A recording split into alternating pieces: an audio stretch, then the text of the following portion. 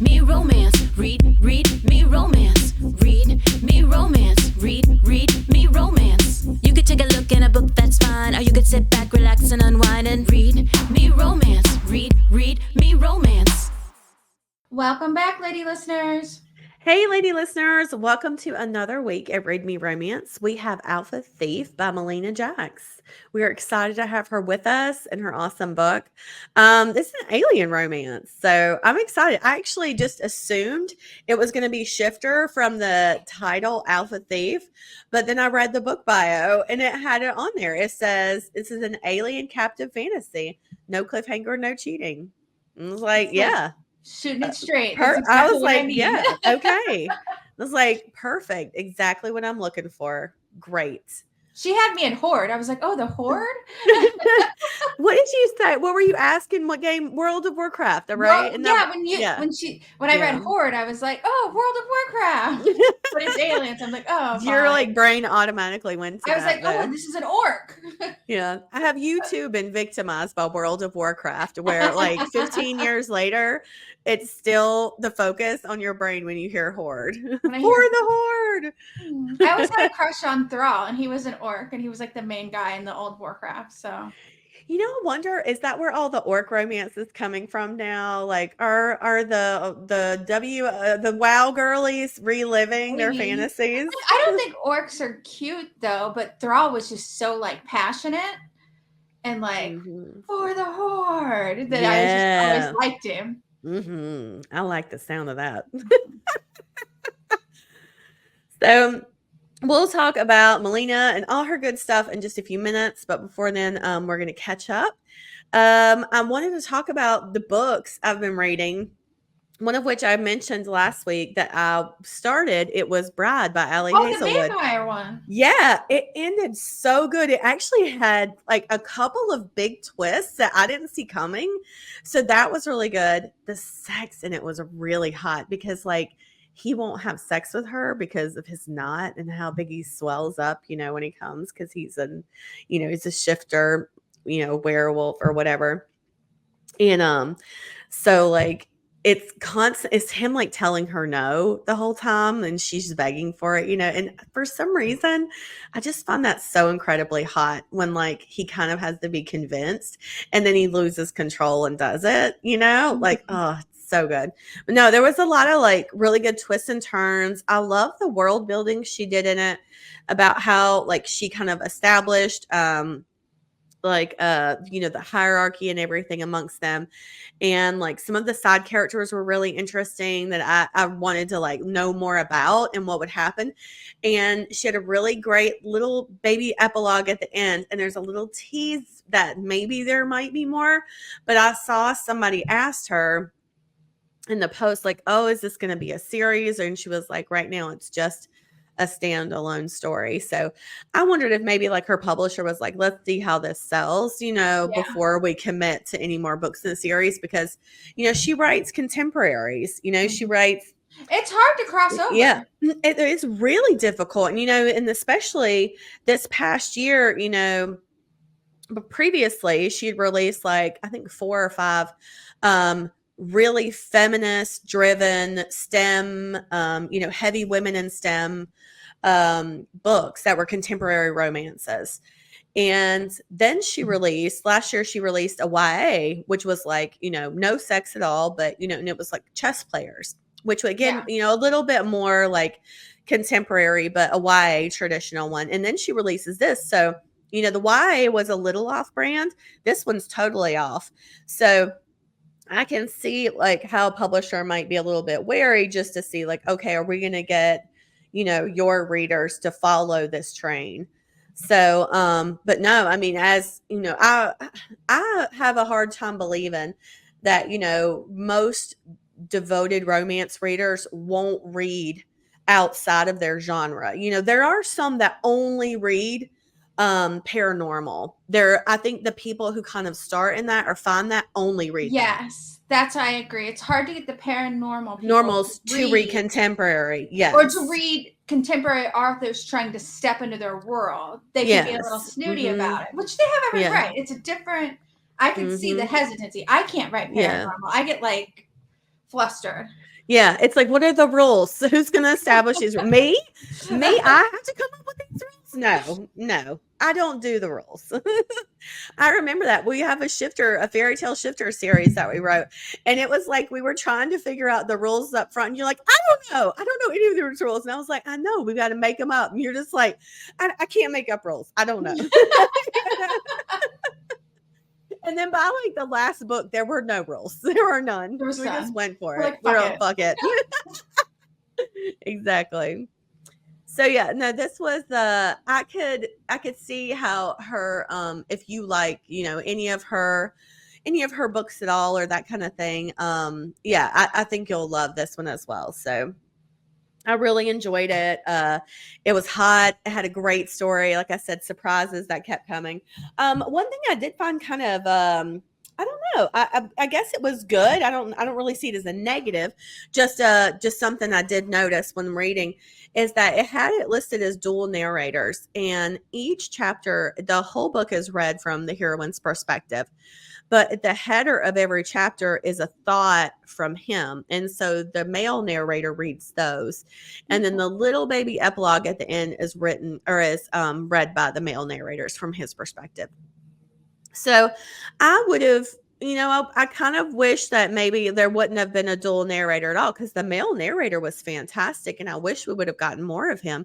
But I think with that little of him, I almost wish he wouldn't have done it. It's like, oh, well, we could have just done the female the whole time and it would have been fine. Yeah. But that little snippet was nice, but it almost felt a little imbalanced, I would say. As far as the narration on the audio goes, obviously that wouldn't affect if you were reading the ebook or the paperback. So, but that was just my 2 cents on the audio. But otherwise, it was stellar.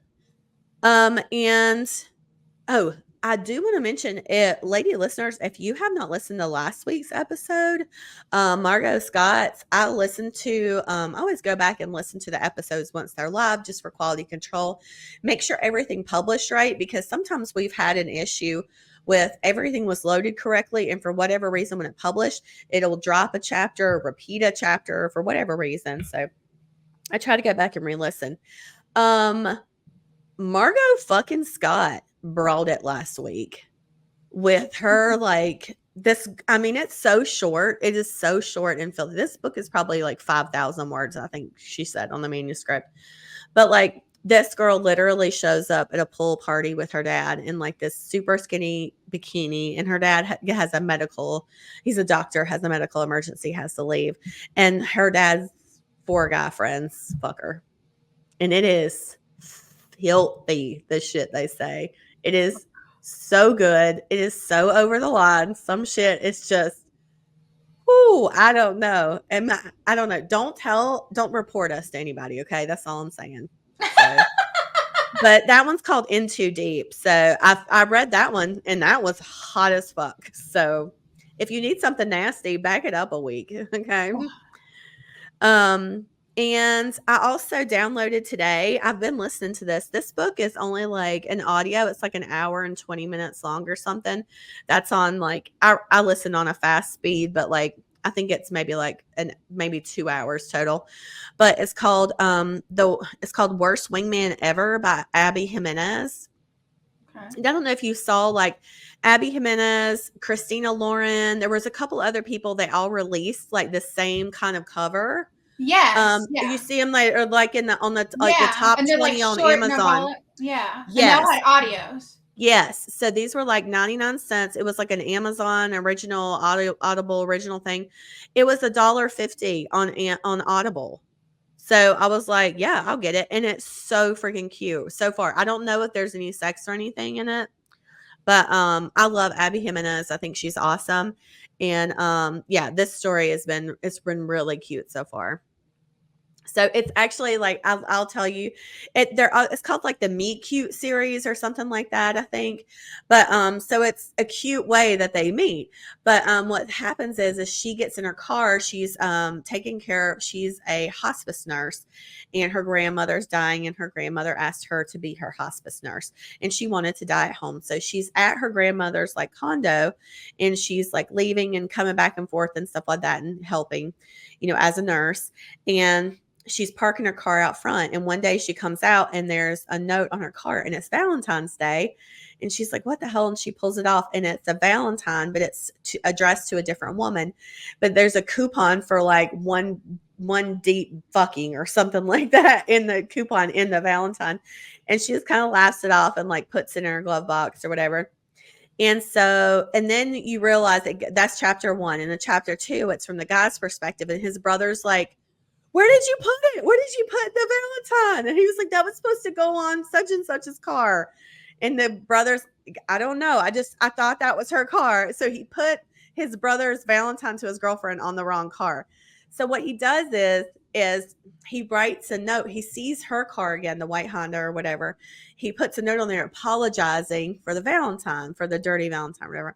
And she writes a note back and leaves the Valentine on her windshield, and it's like, haha, like it was funny. I laughed. No big deal. You know, and it's like, so they're writing notes back and forth on her windshield. It was like such a cute way to start a book. I was like, that's an adorable meet cute. That's adorable. Yeah. So this book is, like I said, it's less than 2 hours long. It was like $1.50 or something like that on Audible. So I downloaded it. I was like, yes, I'm going to do this one. So, and there was another one I downloaded. It's actually, I don't know what about it really caught my attention, but I saw it was like on a movers and shakers or whatever. And then I saw it might be number 1 on Amazon at this point. I don't know, but it's like a murder mystery thing or whatever. But it's called The Teacher by Frida McFadden. And it sounded really interesting because the teacher, the blurb or whatever is from the teacher's perspective. It's a woman, and she's like, oh, there was a big scandal last year between a student and a teacher, but I know the truth. I know that the student, she's a liar, like she's a manipulator, like blah, blah, blah. And then it's like from the perspective of the student, she's like, I'll do anything to protect my secrets. I don't care who I have to throw under the bus and all this stuff. And I was just like, oh, I like that sound of this little scandalous thing happening. So I don't know. It sounded really good. So I'm gonna listen to that one too once I get finished with these other shorties. So that's what I'm reading right now. What about you? Oh, I haven't read much. I did start a book by Jenica Snow. Oh, yeah. Ooh. And it started off really good, and I put it down because I was like, okay, this is really good. I'm going to read it all night. Because it starts when they're like as kids, and something happens to him, and they get pulled apart, and then he comes back for her, but it's dark. Ooh. But they're both virgins. It's set on Goodreads. And I started reading it. And I love the first chapter of them as kids was really cute. And then the next chapter started, and I was like, oh, I'm going to read this all night. And I was like, it's like a 200 or 300 page book.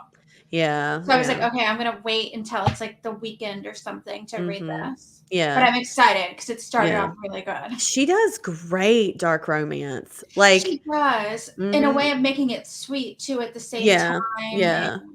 Well, I don't feel like she does dark shit that's like super fucked up or gross, you know? Like, I don't know. Like, I've read some dark stuff before. I'm like, are we just slaughtering people so we can say this is a dark romance? Yeah. You know, like, I know you know what book I'm thinking about, but I'm just saying.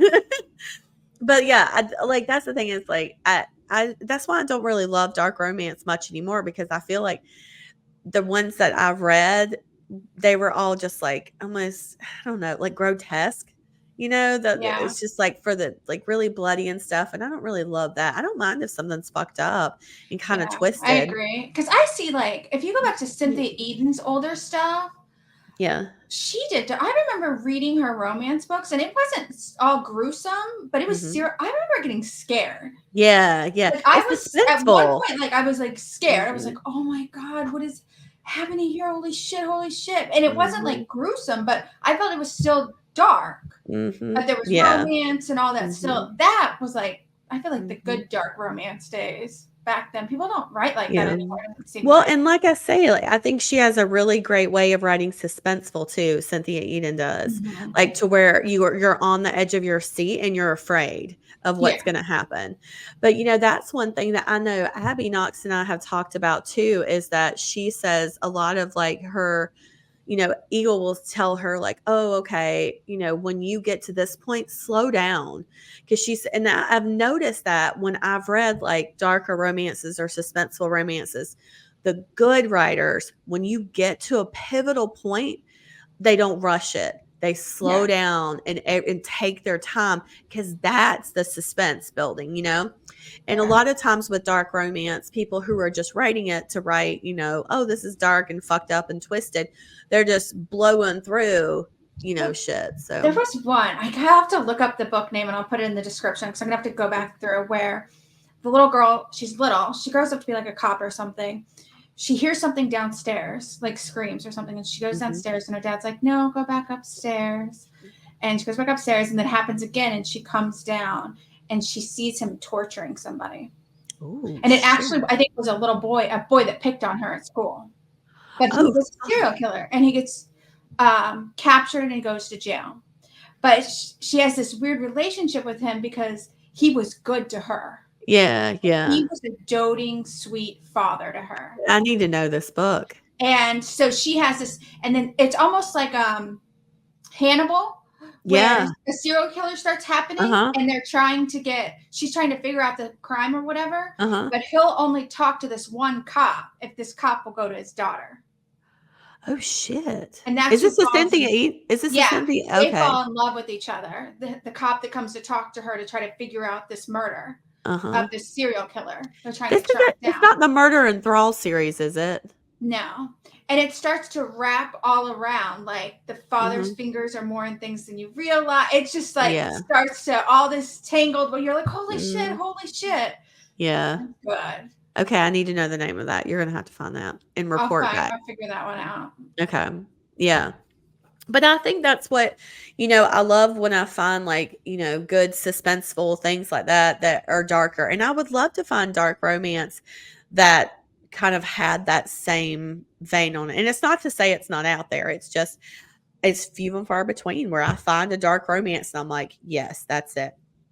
Yeah. But Jenica Snow, she does a great job of that. She also has Taboo books now. She's writing Taboo under J Snow, and those are on her website, kind of like our AR Taboo. So, like, if you're an AR Taboo girly and you want some more, go find J Snow, because she's doing the same stuff, and it is filthy. No judgment. So, so check that out. One thing I had on here I wanted to mention, and I know you probably know exactly what this is. The show, it's on YouTube, so you probably watch it, but it's called Hot Ones, where they eat the hot chicken wings and stuff. Have you seen that? It's like there's a guy and he interviews a celebrity, and they have and they start off mild and they go to hot or whatever, and they have to answer questions. If they don't, well, they answer questions as they eat, so there's not like you can't skip a question or whatever, but it's like as they eat one, then he'll ask another question, and as they go, I think either the questions get more intense or the wings do, whatever. But it's on Hulu. They put like 50 episodes on Hulu, but apparently there's like hundreds.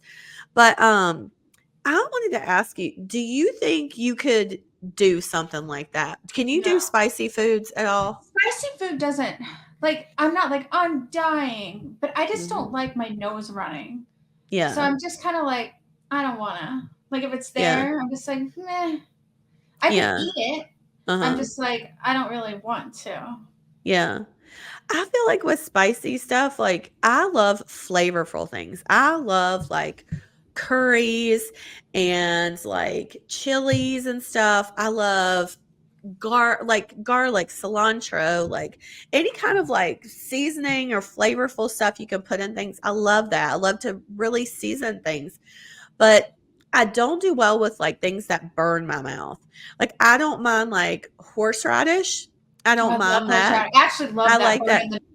Because that's burn. It just burns. It's like, it's like clears your sinuses. I love horseradish. I like wasabi. I like ginger, stuff like that. But like the burning in my mouth is something that I cannot get over. I'm such a baby about it. Like when something burns my mouth, I'm immediately like my meal is ruined. Oh. Like I get aggressive about that. I'm like, there's no reason things, I don't know. And I know some people like just have different thresholds for that. And I don't know how to explain it other than I feel like my palate is really sensitive to stuff like that. Yeah, my husband does like the ghost peppers and shit. He goes the Yeah. hot. Yeah. Kevin won't do like that kind of hot, but he likes hot sauce on everything. I feel it when it comes out. Yes. My beehole burns, and that I do not like at all. That is not worth a hot wing. Yeah.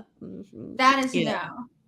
So like that part never bothers me at all. I have a stomach of steel, but like it's when my lips burn and my mouth burn, I'll get so irrationally angry that I'm like, there's no need for me to feel like this. Who would put something in here to make me feel this way? I love onions. I can eat the shit out of onions. I like they have a onions spice too. to them. Nah, I don't really think so, but I don't know. It's like I don't mind, the flavor of like jalapenos and stuff, but I just don't want my mouth to burn. So like we've been watching the show, and of course, like I'm like, oh, he's like such a wimp. I wouldn't get past the first wing, and I'm like laughing at the people who are getting to 10 and just snots running down their face. And I'm like, oh my god, he couldn't do it. He's so weak. And I'm like, I would smell that bottle and pass out. Yeah. But yeah, like I said, I just don't like the nose running thing. That my nose running drives me insane. Yeah. Well, mine's stopped up right now, so like I could probably benefit from a few hot wings actually. Maybe that would help my sinuses. So anyways, let's talk about Milana Jackson, all her good stuff, since we've been chit-chatting for a while now. I'll read you her author bio. Milana grew up with tales of water fairies that seduce men, vampires that seduce women, and Barbagoa who'd come to take her away if she didn't eat her bean soup. I need to know what the fuck that is. She writes sizzling fantasy romance with her take charge heroes from her home on Earth, where she lives with her mate and their three little beasts. Safe from cheating, other women drama, and with HEA every time, Milana's stories will entertain you. Try one. So, like I said, we're listening to Alpha Thief. You're about to hear that. And I'll read you the book bio. He stole her from the Horde. Eron, I think it's Regha Horde, never lingers in one place. They come, they raid, and they leave. I'm counting on that because I stole the Omega the Horde raided the house for, and I'm keeping her. Kate, abducted, auctioned, then stolen. I will resist for as long as I damn well please. We'll see about that. This alien captive fantasy, no cliffhanger, no cheating. She's got Alpha Thief that you're about to listen to is a prequel to Alpha Horde, a sci-fi Omegaverse series. Book 1 is called Alpha Breeds, and it is for free right now. She has given away a signed copy of the first book in the series, Alpha Breeds, if you want to enter this week's giveaway to get that. And she's got a fantasy romance series with alpha males and full fae with a dom sub undertones that you can check out. It's also got nesting and mating in it. And I want to know what nesting is. What is nesting? These are in audio too. I know. I want to know what that means. Like, what's the tag for nesting? Because it sounds really cozy. Yeah. I'm like, I don't know. Oh, wait. Is that like when you put an egg in somebody? Oh, wait. Never mind. Maybe that's not. I was thinking like nesting, like when you're pregnant. That's not. No, I was thinking about like hoarding them away in like a nest with eggs and babies or whatever. I don't know. That's just popped in my head. I'm thinking now. I'm wondering if it's not like the things that put the eggs inside you. What is that? Like the Alien Predator movies? Yes. That's what it comes out like. I think that's very romantic. Maybe I'm just gonna stick with my cute little fantasy about nesting, and she's nesting. She's making the home nice for the alien. She's cleaning the alien ship. Oh my god, that reminds me of we were just talking about this, the Cyborg Seduction series, the Laura Donner ones, and then you mentioned her Alien series, which is the Zorn Warriors. The first one is so good, guys. Oh my god. But that was the one you said their cum tastes yeah, because they have a different kind of cock, and she gave him a blowjob, and she's like, it tastes like cotton candy. This is what his cum tastes like. The I'm like, aliens. this is so unrealistic, even though they're like in a mating frenzy world captured.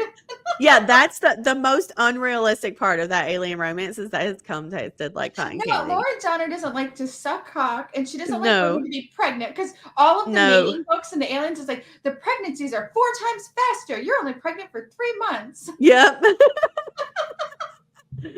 Yeah, I think after she had her kids, she was like, you know what? Fuck that shit. All right. Well, let's go ahead and play Alpha Thief. Let's do that. All right, we'll see you guys on the other side. Bye. Alpha Thief. Alpha Horde, Book 0. Written by Milana Jax. Narrated by Ava Lucas and Eron Shedlock. Chapter 1. Kate. Oh shit! They're hazing! The last words I spoke at the frat house on Earth, right before I scampered into the bushes and hid. It was then that the Regha Alpha a-hole abducted me, uploaded the Rakan language into my head, no joke, and placed me inside a pretty room with doors and windows the a-hole keeps closed, even at night, when the cycle falls, and Regha's twin moons rise. I count the fall and rise as one day. Regha people count it as one span. I've been on Regha for at least 2 weeks. What could be a month or even years on Earth? My auction hour approaches. Tonight, his other female servants dressed me in a transparent white dress. I paced the confines of my bedroom, my palms a sweaty mess. The dress clinging onto my damp skin as I roll the knitted hem between my fingertips. Again, I need to escape. I did it once before, and the a-hole who wants to be called master whipped me. For life, I will carry the scars on my back. That's okay. Bad things happen to people who hurt others, and he's hurt me. Something will happen to him, hopefully something fatal. At the sage green cobblestone wall that can part to make a window, I wonder if God is really everywhere. Can he hear me now? Please get me out of here. Thank you. I jump at a screeching sound to my right. The wall there parts. The a-hole, a Regha Alpha, a towering green monster with pitch-black eyes, no hair but for a black patch at the back of his head, and segmented skin that becomes harder when he erects his emerald green body plates, smirks a look of appreciation in his gaze. One good thing about my miserable situation is that he never looks at me in a sex-starved manner, so I'm not afraid of being raped. I'd better fetch him a nice price or he'll strangle me. I know this like I know to put my hand into his and walk quietly beside him, his claw brushing against my wrist as a reminder of his power. We descend countless stairs, my heart beating against my chest, my palms cold and sweaty. At the bottom I rest. He doesn't. He yanks my hand and we continue past the servants in the foyer, whose gazes follow only his footsteps and never meet his eyes. Someone knocks on the door. A-hole stops and turns around. Everyone who needs to be here is already here. Turn the visitor away. He pauses at the stairway to the dungeons and pushes me behind him so I can't see the visitor. It's another Regha Alpha male. I know by the rattle produced when he breathes. All alpha males of Regha rattle when they breathe. If you ask any beta female in the house, they'll say it's a purr and swoon over it. I don't swoon over the rattle. It's annoying and scary, and I want to go back to Earth where my bulldog's snore is the only swoon-worthy sound. The male at the door is trying to sell something. I lean in to see a long beige cape obscures his face. He probably stole the merchandise and doesn't want to be recognized as he passes through the town. I snort. He'll need to have those prices if he wants stingy a-hole's attention. But lo and behold, the merchant negotiates a steal for the household, and a-hole and I continue down the steps, straight into a moist, cold room. The door shuts behind us. It's pitch black inside, and I see the Talayans with their shiny silver pupils. That alien race is similar to Regha Alphas, but shorter, less bulky, and gray instead of green. Whispers spread over the room, but I hear no rattles. Regha Alphas might not be in attendance. This is good. I don't want to be sold at all, but if I have to, I'll have a better chance against another alien race. I stand 0 chance of running away from a Regha Alpha. The a-hole commands the dim lights, and they buzz in the corners. There are 11 bidders, randomly dispersed throughout the room. Some sit, some stand, and all hold brew courtesy of the house. The servants told me the slave girl auctions are held in town, but mine is different. Only high bidders allowed. It makes me feel special. Not. I stand in the center of the room filled with aliens of all shapes and sizes, as well as 3 Regha Alpha males. Crap. My heart wants to burst out of my chest, but I stare at the a-holes in defiance. A Regha Alpha. And they're super easy to tell apart. Tall, imposing fuckers with lots of presence in a room. Catches my eye. Our gazes lock, and he tilts his head, turns up his face, and flares his nostrils. Something inside my stomach churns. Damn. I'm gonna get sick all over the floor. A cramp hits my lower belly, but I grit my teeth, not wanting to appear sick and end up back in my room, where a-hole will surely strangle me. Unlike the girls in his household, I'm not a keeper. He's already told me I'm a breeder, and someone dumb enough to breed an alien with a scent like mine is more than welcome to it. I have no idea what he meant, but I know enough. I gotta sell. So when the cramp intensifies, I peel my gaze away from the alpha male and smile at the Talayan. They're gray with black eyes and silver pupils, and although they're large, they're similar and more human-looking than Regha Alphas. Bidding starts at 5,000 Laros, says the a-hole and lets go of my hand. Protests ignite, but the a-hole raises both hands. It is the scent. You can come and smell if you'd like. She's already wet for the alphas in the room. Imagine what her heat will look like. You claim to have an Omega female, a Regha male shouts. She is no Omega. Okay, well, this is news to me. Omegas are of Regha, and I am from Earth, so he's bullshitting them. This cannot be good for little ol' me. It'd be like buying a specialty white chocolate ice cream and finding out it's vanilla made of powdered milk. Return to sender is written all over this auction. Do I have a return policy? In any case, Omega to their alpha can only mean one thing. The opposite that attracts. I am a woman, and only they can sense something about me. I smell nothing, not even shampoo or soap on my skin, because there are no such things on Regha. I bathe and urinate in the same puddle of water they call a bath. The water contains microorganisms that supposedly clear out all the mess and make the water reusable. I'm super happy with the way Regha people save their environment by reusing, but I'm also human. Therefore, the things I've had to endure gross me out. Of course, I don't complain. I bathe and piss in the water as if I was born to do just that. A-hole may not have a return policy, but I've got a survive-at-all-costs policy of my own. 5,600, says the Talayan, silver pupils dilating. He's rich, this one. I can tell by the jewelry adorning the collar of his tight jumpsuit. 5,700. This comes from the Hav, a large insect race. Behind my back, I cross my fingers in hopes the Hav loses interest soon. This is no Omega, one of the Regha Alphas says and heads straight for me. The cramp in my belly pulses, and I suppress a whine. He sniffs my cheek, his proximity making my nipples perk up. Oh, Lord, this is awful. Smells like an Omega, but it's not an Omega. A fake. I won't die for a fake. Die. Right. Regha Omegas are the king's property from the moment they mature.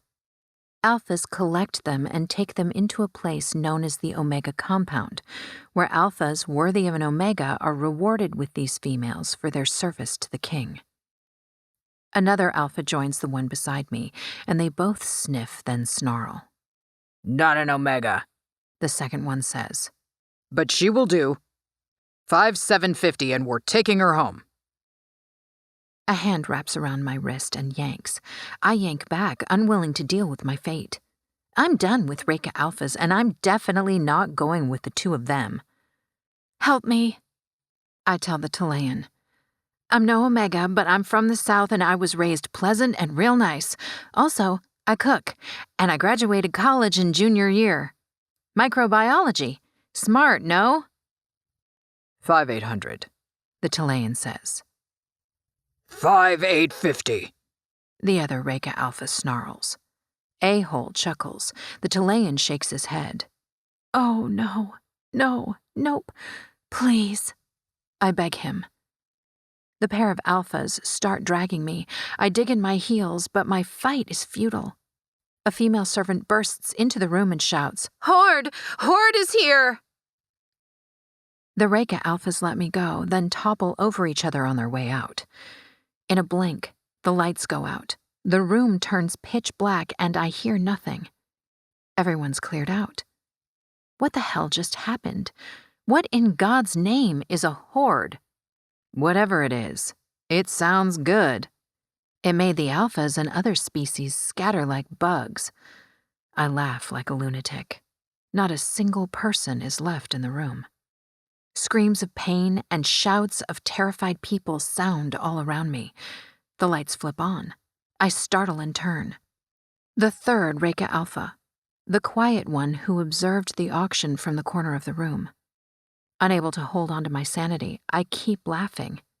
I've lost my shit. But hey, the auction is off. Calmly, the male picks up a burning hot oil lantern and walks to me. He's a 6'7" sage-green, imposing monster who makes my belly clench and a cramp drop like a stone lower down my belly. It makes my pussy walls contract. I've met many stupid people, He says in a way of greeting. I wipe tears from my eyes. I must be one of them. Your previous owner was one of them, dear. I don't know about that. I hate A-hole, but he's far from stupid. A loud bang shakes the wall. I flinch. The alpha doesn't. His emerald plates they call armor slither over his body, making him harder, bigger, and more imposing. My body ignites. My nipples perk up. My breasts become heavy, and oh, the worst thing happens. My pussy walls clench, and liquid spills out of my channel to tickle my inner thigh. Did I just start my period? I can't even look. I'm mortified, hot everywhere. Shit for timing. The male smiles so wide his face positively shines. What are you named? Kate. KT. Like Talayan candy bars. I love sweet things. He winks. It's Kate. I will give you two choices, KT. 1. I walk out and leave you here. The Horde will not hurt you.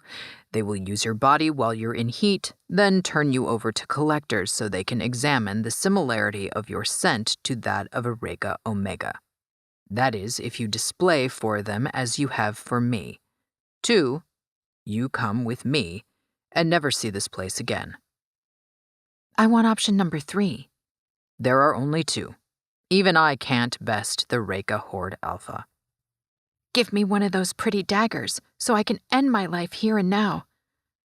I'm going to stab him and make a run for it. At this point, I've got nothing to lose. He sobers up, grabs my neck and squeezes. We're leaving. He's choking me. I fight him. I'm going to break my hands on his armor. It's like beating a rock. Maybe he'll do me a favor and strangle me. Who wants to be a slave anywhere, let alone on an alien planet? Not me. If I can't escape, I'd rather go with Jesus. Daddy is there too. Eron. The merchant claims that he found an alien female who responds to Regha alphas the way our own Omegas do are true. He's so stupid that he boasted about the female, and it reached the Horde's ears. They came and will slaughter every male in this house. But not me. I've come prepared. My spies already alerted me of Horde's approach into our quiet, coastal town. The alien named KT slumps in my arms, and I lay her on the ground. The thin, bony, small thing with dark brown hair, but with a sharp tongue and a scent only an idiot would leave behind, still breathes. I didn't kill her, nor would I damage her. I simply took her breath away so she would be quiet during our escape. Stripping off my black tunic, I'm left in only a leather till over the lower part of my body. I pat the Horde insignia on the pocket, one my mother embroidered for this outing. Posing as a Horde alpha, I holster the female over my shoulder and open the door to hell. Bodies of males line the short hallway. I watch where I step as I head up the stairs, rubbing shoulders with King's Horde males who rush the house through the windows and doors. Horde raids leave few survivors. Outside, blood coats the sand. The angry river made redder by the floating bodies. I walk across the bridge. Where's my hound? Horley spots me and approaches with a whine. He's got a gash on his flank and a mouthful of something that looks suspiciously like an arm. I see you've had dinner. From the sack strapped on his side, I pull out a thick fur and cover his sharp scales, then lay the female belly down over his back. I mount him and we're off, nice and slow, as if we have no care in the world. Once more, and from afar, I pause and survey the merchant's house, the largest home in the town.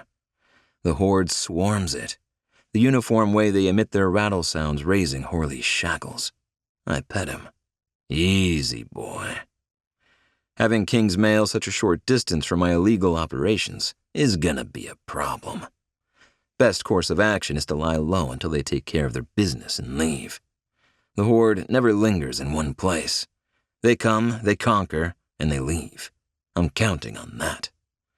I chuckle, the alien female with the sweetest scent, safely stashed on my hound. Chapter 2. Kate. I awake with a jolt, cold sweat dripping from my brow. I wipe my face with a soft blanket, then bring the blanket to my chest. I pull up my knees, lean my back on the wall. When I look around, I find the same sage-green cobblestone-like walls. I wish they were white hospital walls, and that someone was telling me I awoke from a coma and a distant relative left me with $1 million inheritance. The bed, as big as 2 king-sized ones with a cold, black metal frame and warm beige sheets adorned with narrow lilac stripes, dominates the room. I want to curl up there, but I stick to the floor instead. One thing my previous owner allowed me to do was to nest in my room, meaning he brought me furs and blankets so I could make a blanket fort in the corner and sleep there. If I misbehaved, which was often, he'd take it all away, and I'd sleep on the cold floors. Voices drift inside the room, and I scoot over to my left to see past the bed.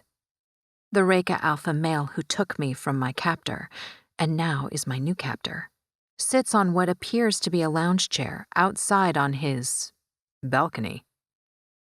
He's talking to a woman, a female. There are no women on Regha. They're alphas, betas, or omegas, and since I've only ever met a beta female, I presume she's a beta too. A wrinkled hand holds the pipe she smokes and tells me this female is older. This comforts me, but in a way that annoys me. It bothers me this male sits with a female, but it's okay because she's older. Yes, my feelings are utterly inappropriate and irritating. The stacked blankets next to me look soft and furry. Though it's hotter than noon on the 4th of July and there's no air conditioning on Regha, I grab another blanket, snuggle with it, and lie back down on the floor, to stare past the pair and into the pitch-black, glass-like enclosure covering their balcony. Why would anyone block their view of the town? They've got something to hide. A soft breeze brushes against my face. It carries tobacco smoke and a scent I don't recognize. But the moment I inhale it, my nipples perk, my pussy clenches, and I feel liquid heat spill out of my channel and trickle down my leg. Mortified, I cover my head with a blanket. He's probably brought me to a brothel, and this is Madame Beta, who's gonna be kind to me while I whore my way through the pack of alphas to make her money. My body is ready, as they say, my damn pussy just about gaping for this male. It's all so wrong, and I just want to melt away.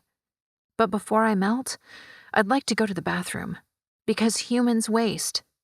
Trying to contain my bladder proves futile, and reluctantly, I get up and look around, hoping against hope I'll find a bathroom. Of course, like at my previous captor's house, I don't see doors, and even when I know that the green stone walls part like magic passages, I don't know how to make them part. It's like the doors work with fingerprint recognition. A rattle sounds and I roll my eyes. I know what that means. The male is purring for me, thinking it's going to make me feel better. Alphas of Regha do that for females, especially for Omegas. I'm no Omega, so to hell with his purr. I need to pee, I say, knowing even if I whisper, this guy can hear me from miles away. The woman stands first and I stare. A Regha female, but she doesn't look like a beta. She's an inch or two shorter than my 5'3", not too thin, with flaring hips and large breasts. But it's her face that caught me, and I can't look away. A hazel rim surrounds her black, slanted almond eyes. She's sort of humanoid in the face, but with a flatter nose, plush lips, and sharp cheekbones. Around her large eyes, her skin is hazel. But further out, the color flares out to deeper yellow, then light green, then dark green like the rest of her body. It makes me think of butterfly wings imprinted on her face. It's stunning, and in a way, beautiful. Her ears are not flaps either. They're small but pointy, and they twitch as she wrinkles her aged face. Welcome, human female named Katie. My son has chosen well. Oh, his mom. Well, ma'am, he didn't choose. He choked me, and then I woke up here. Where is the bathroom? The woman stands there, blinks. Humans are a wasting species. Ah, yes, of course. She leaves the balcony area and sweeps her hand toward the room. Anywhere will do. The staff will clean. While I have urinated in corners, buckets, and just about anywhere, my humiliation days are over. I'm over them. I'm done with it all. If I'm to live a life such as this, I'll rebel against it. Even if it gets me nowhere with the stubborn alpha, I'll have stood up for myself. I need a private place of my own. You cannot think you will waste in your nest, child. We keep the nest clean. She thinks I want to pee in my bed? I won't do that, but I don't correct her. I'm more worried about the we part. We? Omegas. Do you have instincts? No, because I'm not one of you. The woman giggles. The sound is musical and comforting, and I'm annoyed when she runs her gentle hand down my face. Child, if my son smells the scent of an Omega, then that's what you are. Alphas know best. I'm gonna pee, and he'll smell that all night. I pick at the hem of the transparent white dress nobody has removed. Oh, hey, there's one good thought. This male kept my clothes on. Thank you for the positive thought, brain. So pee, a baritone voice says. I didn't even see him come in. It's like I'm blind and deaf around this guy, and yet my body is so very aware of his presence. The male swipes the wall and it parts. This is a door on Regha. I step forward, but he rattles out a warning. Wincing, I lower my gaze. I want to beat myself over the head for not having the balls to sprint out of here. What's holding me back? Self-preservation likely, but I'm tired of that too. A whoosh of fabric, and his mother leaves as quiet as a mouse. The alpha's footsteps are also quiet as he approaches me, but I feel him everywhere in the room, and as he stands before me, I smell the scent that makes my body heat up. A claw touches my chin, and I follow the unspoken order to look up. I will treat you well, my Omega. Omegas are the king's property, I blurt out. You seem to know a lot about Regha ways, but I know nothing about you. What are your people called? Humans. How long did you live at that house? I can't tell time. Maybe 2 weeks? Likely 2 months? I eye the open door. He frowns, meaning his forehead wrinkles, but because he's got no eyebrows, it looks strange. Your translator is not working, he says. It is. 2 weeks is 14 spans on Regha. 2 months is 2 cycles. He smirks. You should have told me time my way, not yours. If you don't communicate clearly with me in the future, I will take it as a rebellion. Lots can be lost in translation. Don't let your tongue be among that. I stick it out. He widens his eyes. A smile stretches his face, lifting the mood in the room, and he laughs.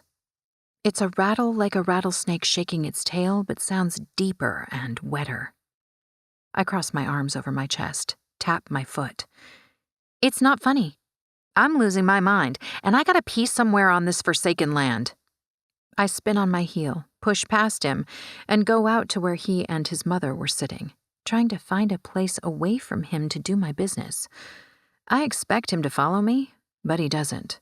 So I walk around the balcony that seems to wrap around the entire house. It's closed, and the blinds are black, so I can't see outside. And that's okay because at least I have privacy. Relieved, I return to find him resting on an odd metal lounge chair that seems to mold to his body. As I walk by, he hooks a hand around my waist, and the next thing I know, I'm in his lap, his face in the crook of my neck, his dick so hard it feels like I'm sitting on a pole.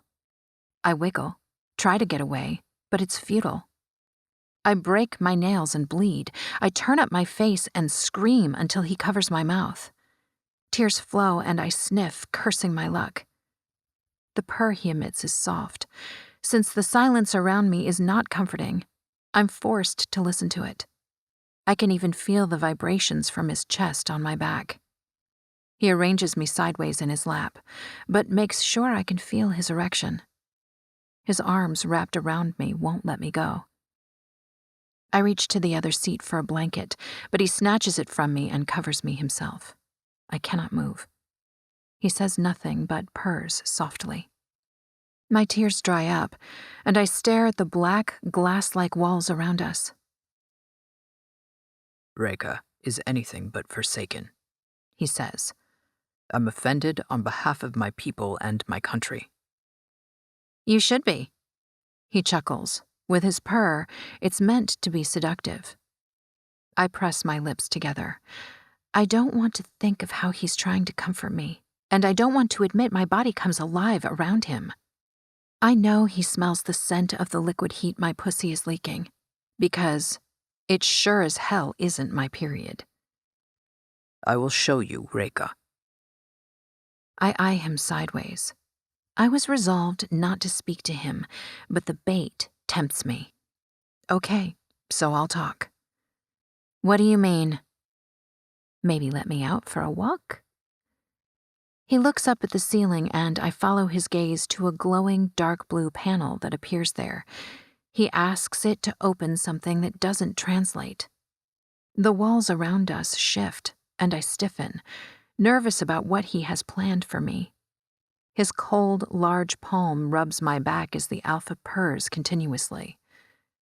Don't be afraid. Trust that I will not have risked my life if I didn't believe in us. There is no us, my man. I am not a man. The walls peel off and retreat somewhere into the roof. The skyline opens and the male releases me. I move away from him, barefoot, to stand on a balcony turned a platform. Not too high, but high enough that I see a city in the distance before me. But it's the sky I can't stop staring at. A purple sky. It's beautiful, with streaks of different shades of purple made brighter by the moon's glow. That city is Ohala, where you came from. I came from Georgia. He grunts. I turn away from the city and, just as I'm about to tell him I'm unimpressed, I see it. The Red Sea. The waves. The navy blue sand that reflects under the light of the moon. I can't look away. It's like a fairy tale, and I half expect Ariel to wave from a rock in the sea. The Alpha chuckles. Not ugly, but not as beautiful as you. Charmer, this one. I clear my throat, shrug. Not ugly. He taps his lap. Sit. I sit on the chair his mom sat on. He glares. I ignore it, intent on striking a deal with this somewhat reasonable male. Why am I here? Because you smell like an Omega, and I am an Alpha. Omegas are the king's property. I keep chanting my mantra. But you are an alien. Nobody will suspect a thing, and there are no other Alphas on this property. You and your mother live alone? I don't live with my mother. He chuckles. She sails. What do you mean? He points behind him at the sea. King's property, remember? I nod. Mother lives on her boat and sails, never staying too long in one location. She will stay here during your heat, then leave for the seas. Then your mother is an Omega? Mm-hmm. And your dad? Dead. The tone of his purr changes for a second, then goes back to the steady, lulling rattle meant to soothe me. But I caught it. My daddy died in a construction accident. Mom was left to care for the 4 of us. 3 now since I'm gone. I say. Do you miss them? I nod. I want to go back. The purr turns deadly. He doesn't have to say it, but I know he's angry I want to leave. It is because of the merchant, he says. Rest assured that if the Horde hasn't ripped him to pieces, I will. I don't care about him. Sure you do. I would bring you his head. Thanks, I'm impressed. I gaze at the moving sky. I will sleep with you. I will do anything you want me to do. I know you will. But then I want you to send me back. While I'm doing whatever I want with you, you will not be thinking about going back. And once I'm done doing whatever I want with you, you will beg me to stay. Eron. Nolus, a beta male I've known since childhood, stands at the bottom of the stairs, black tunic covering his yellow-green body. His beta wife, Leah, smiles up at me as I descend the steps. "Escaped the Horde slaughter, I hear," she says. "Well done, Alpha." "Thank you." They walk with me across the entry hall and outside, where the cool summer breeze doesn't soothe me. The female's scent calls to me. I stole the Omega the Horde was sent to retrieve. My body and those of everyone in my small coastal village will get strapped onto poles the Horde will line the streets with. In my soul, I know this slave is an Omega. It's unlike any knowing I've ever experienced, and I've had many. Like the knowing about the shipment last cycle, when the king transported the goods to Talayan's, the one I intercepted and stole. Like the knowing my alpha father, who was in the collector unit, had died for bonding and breeding an Omega on her way to the compound, right after he slaughtered his unit's alphas and trying to get away with it. Like the knowing my mother would sail here along with the Horde. Being near thousands of alphas makes her feel safe. Though no knowing is like the one about the girl in my bedroom. I cannot explain why I instinctively wish to breed her. I have no proof she is even compatible for breeding, and yet I will try anyway. I'm risking everything for a slave girl, based on an elusive instinct. Snarling, I spin and lock eyes with my beta. Send people into Ohala. I want to know what the Horde Alpha is doing at all times. I want all the whispers, and I want to know how long they're staying. But more importantly, I want to know if they're searching for Omegas or they found some inside the house. I want the details of their mission. The mission is always kept within the Horde? Yes, Alpha. So send people who can get inside the Horde. Meaning beta females the Horde will fuck so thoroughly, they'll be thanking me while relaying information back to Nolus. I'm the only Alpha here, and I don't fuck my staff. And while betas are males with dicks, the Alpha dick, the size, the girth, and the blessed knot are every beta female's dream. They love to experience knotting, even if it meant tearing their pussies. Alpha cock is a mighty, coveted cock, and the slave girl will have it at her disposal. I expect her to worship it. Really, I'm doing her a favor. She'll never want another male once she experiences all the things I'm gonna do with her. Yes, she will beg me to stay and hop on my alpha dick first thing every morning. Nolus talks, but I'm in my head, thinking about the girl's curves and the handfuls of tits I'm gonna suck. What hides between her legs? What kind of pussy is human pussy? Is it like beta pussy?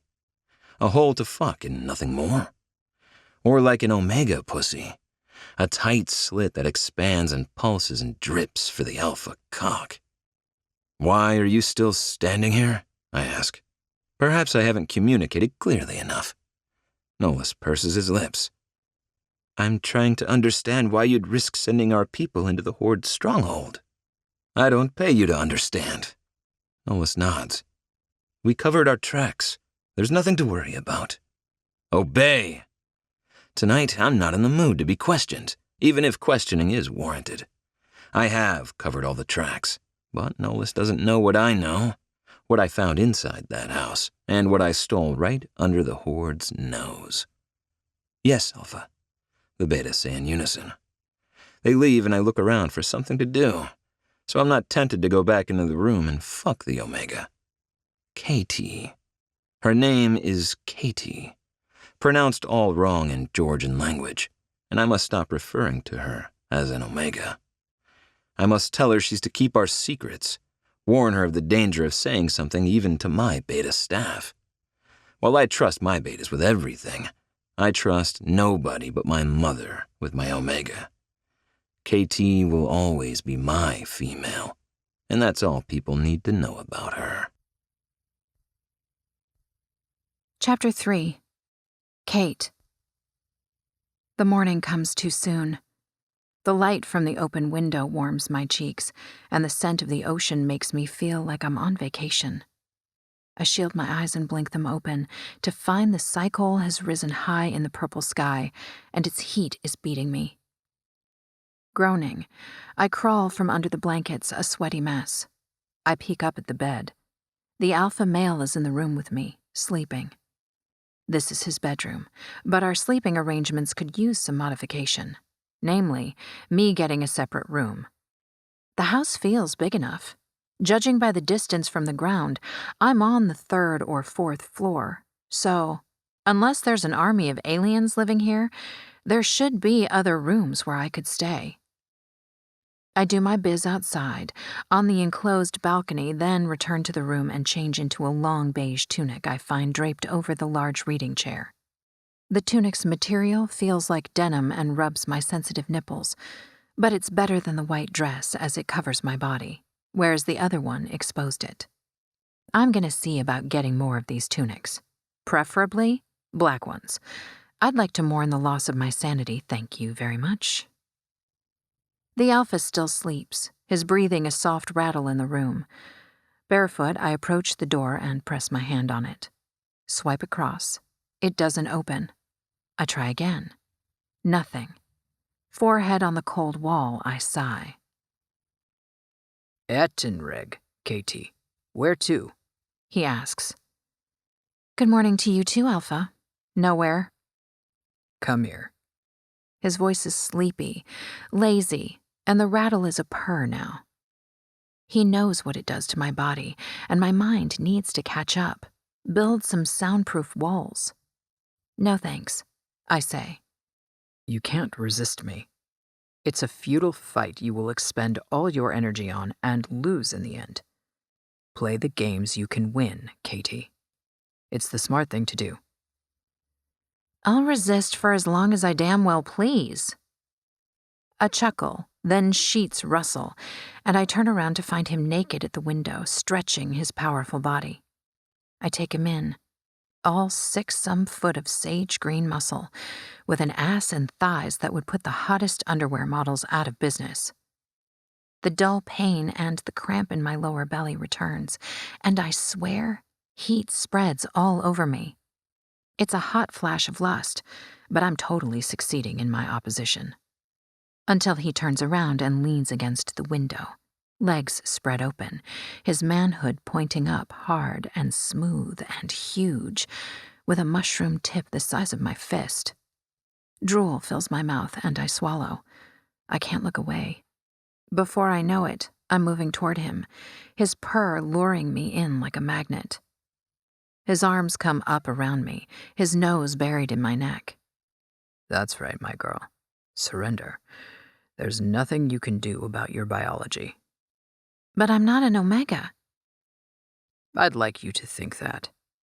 I need you to go around this property thinking that and saying you're an alien I bought at an auction. Can you do that for me? He's kissing my neck, running his nose over my skin, inhaling, exhaling, rattling off sounds that make liquid heat trail down my thigh. My hard nipples rub against his cold body as he brings me closer to him so his dick rests on my belly. When I don't move or speak, he lifts my arms and throws them over his neck. I interlock my fingers. I'm tired of fighting, I whisper and throw back my head. That's okay, because I'm not. I'll fight for you anytime. All you have to do is keep our secrets. The alternative for you on Regha is something you couldn't handle. Imagine living in a compound where your every move is controlled. You will control me anyway. But I won't share you. If you end up at the compound, they will share you, tear you, then put you back together later for a pack the king will give you to. You'll live in a home with at least 5 alpha males who are all aged with wrinkly cocks and useless sperm. They'll breed you when they want offspring, and if you have betas, they will snuff them out as they come out of you. If you can't conceive alphas or omegas, they'll replace you, and you'll become a pack whore. I push away, but he holds me with a palm pressed on the small of my back, purrs quietly, and slides the window closed. Do you want to hear the worst part? I don't think you do, but I'll tell you anyway. You will love any attention those alphas give you, even when you know you're a hole for them to fuck and nothing more. Let me go. Not ever. Why are you doing this? This what? Making you want me? I don't have to do a thing. You're coming into your heat, and when the heat comes, you will crawl all over me. But that's not what I want from you. Not all of it, at least. He's breathing near my ear, and I shiver. You can see my property today. I blink, trying to clear the haze in my head. I want to climb him and impale myself onto his dick. Maybe I misheard. I can take a walk? Outside?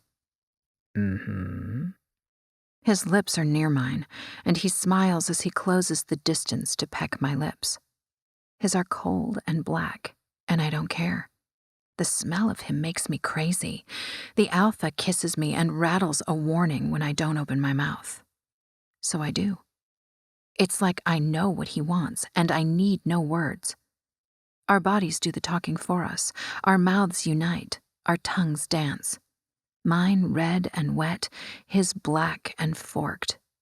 I grip his powerful shoulders and hold on, while his hands roam over my body, push up my tunic and slide under it to grab my breast, twist my hard nipple. We're kissing, and I'm struggling to breathe through my nose while his purr grows louder, his cock harder, and his body demands mine to turn around, bend, and let him pound into my aching pussy for as long as he wants. The alpha holds back, though. He's gentle, careful of his sharp claws, careful not to ruin the moment, even when he feels the welts on my back, even when my body goes rigid as his thumb strokes the raised scars. He breaks the kiss, and I know he understands where I got those marks. He palms my ass while his gaze stays locked with mine. His fingers find a way between my ass cheeks and my small asshole, then the place I am wet. He tilts his head briefly, then rubs my pussy and my ass with a long finger, and I sigh. I throw back my head, moan quietly, and listen to the sounds he makes, feeling proud I hear his ragged breaths. His purr stutters when he forgets himself and plunges 2 fingers into my pussy to pump hard and fast. "This is an Omega pussy," he whispers. "I fucking knew it would be." He spanks me, once, twice, 5 times, then rubs along my slit in my ass. It takes me seconds to come, and when I do, my knees fold, my head falls back, and he holds me. I'm at his mercy and under his control. Sharp teeth graze my neck. Did you know that when a female bares her neck, it is a sign she trusts the male with her life? I don't know anything. That's not true. You know to listen to your body. When you do, you will find yourself living a life many would die for. What kind of life is that? One shared with that special person you love. I won't love you. You will.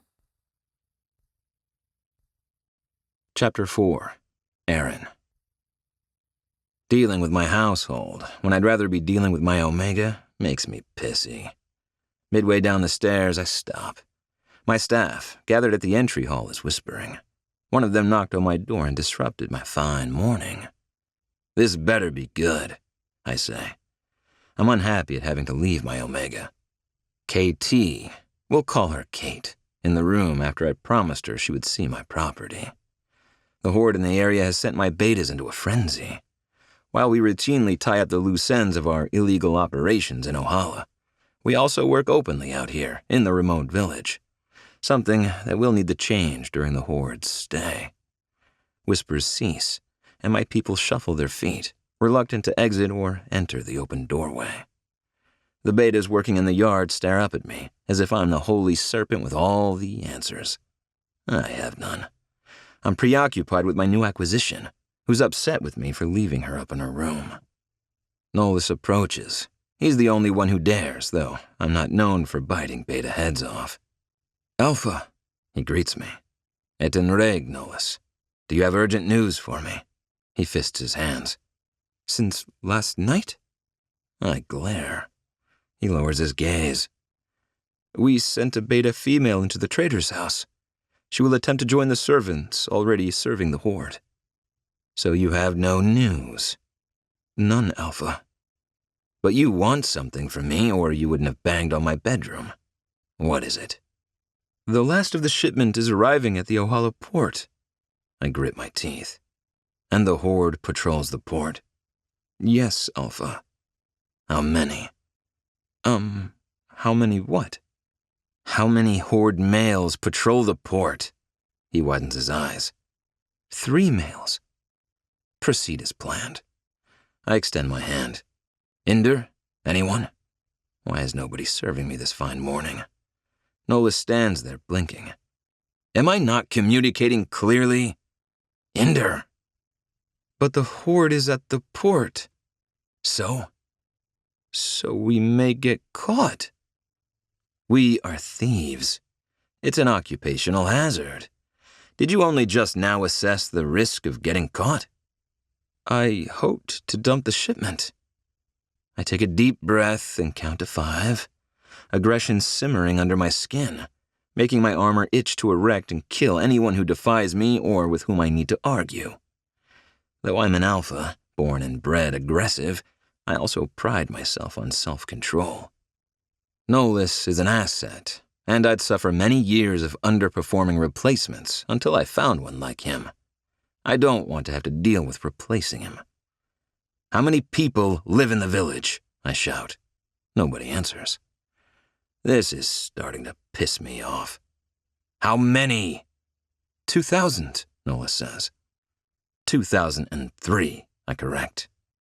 Moliara and Kine had babies, didn't they? Yes, Alpha. And how many of those work for me?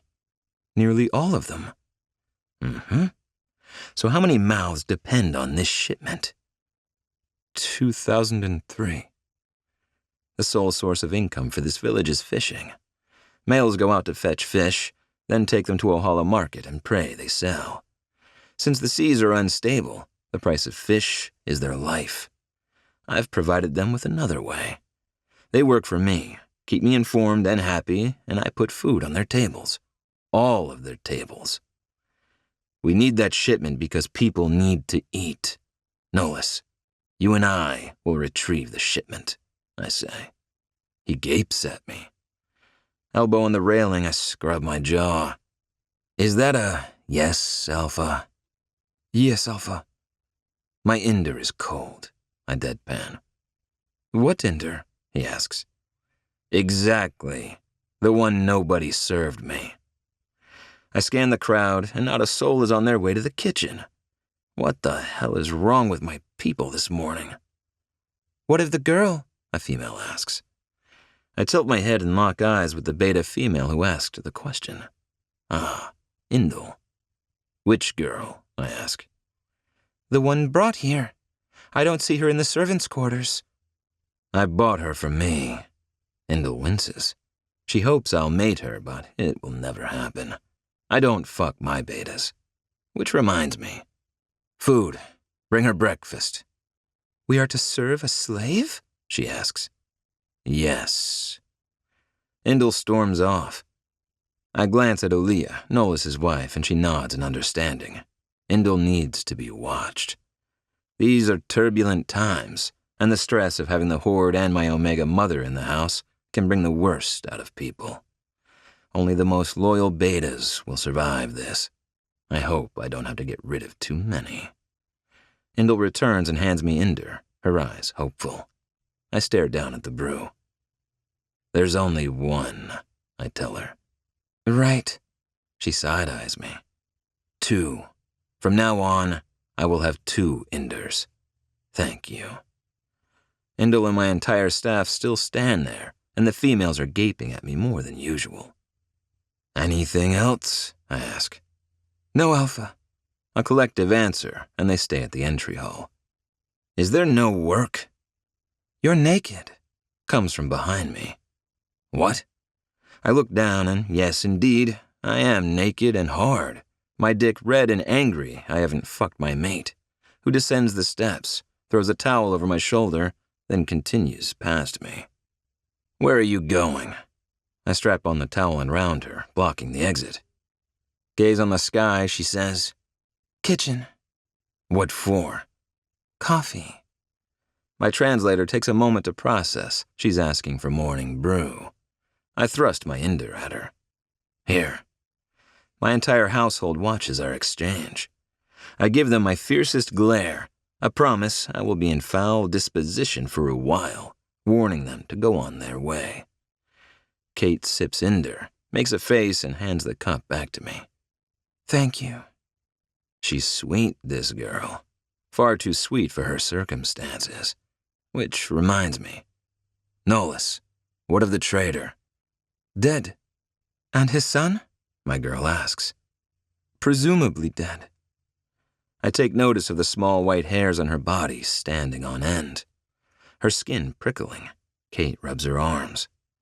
A whiff of her scent tells me this body response is discomfort. Horde leaves no survivors, I say and throw an arm over her shoulder. Omega nods, seemingly more comfortable. I lean in and whisper, I know you yearn for outdoors, and I keep my promises. I've got some business to attend to, and I'll take you for a walk afterwards. She steps back and laughs. We take dogs for a walk. Dogs are hounds. Why, yes, we have that in common. We also take hounds for walks. More or less, depending on if the hound is an alpha hound or not. Kate shakes her head. Never mind. The kitchen? I stretch my arm. This way.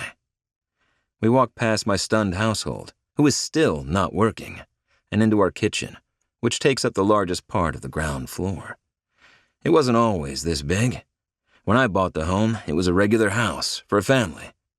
But as the king taxed us to fund his many armies and wars intent on seizing independent provinces beyond Rekka's borders, the people grew poorer. When I was about 7, Nolas came looking for a job in exchange for a place to live. His now wife, Ulia, came next. By the time I declared as an alpha male, my staff had grown in number from 2 to 20 to 200, and later into thousands as I supplied the entire village. Ah, there is one occupied person in my house, I say at the kitchen door. Chef Ken steps aside and wipes a knife on an apron.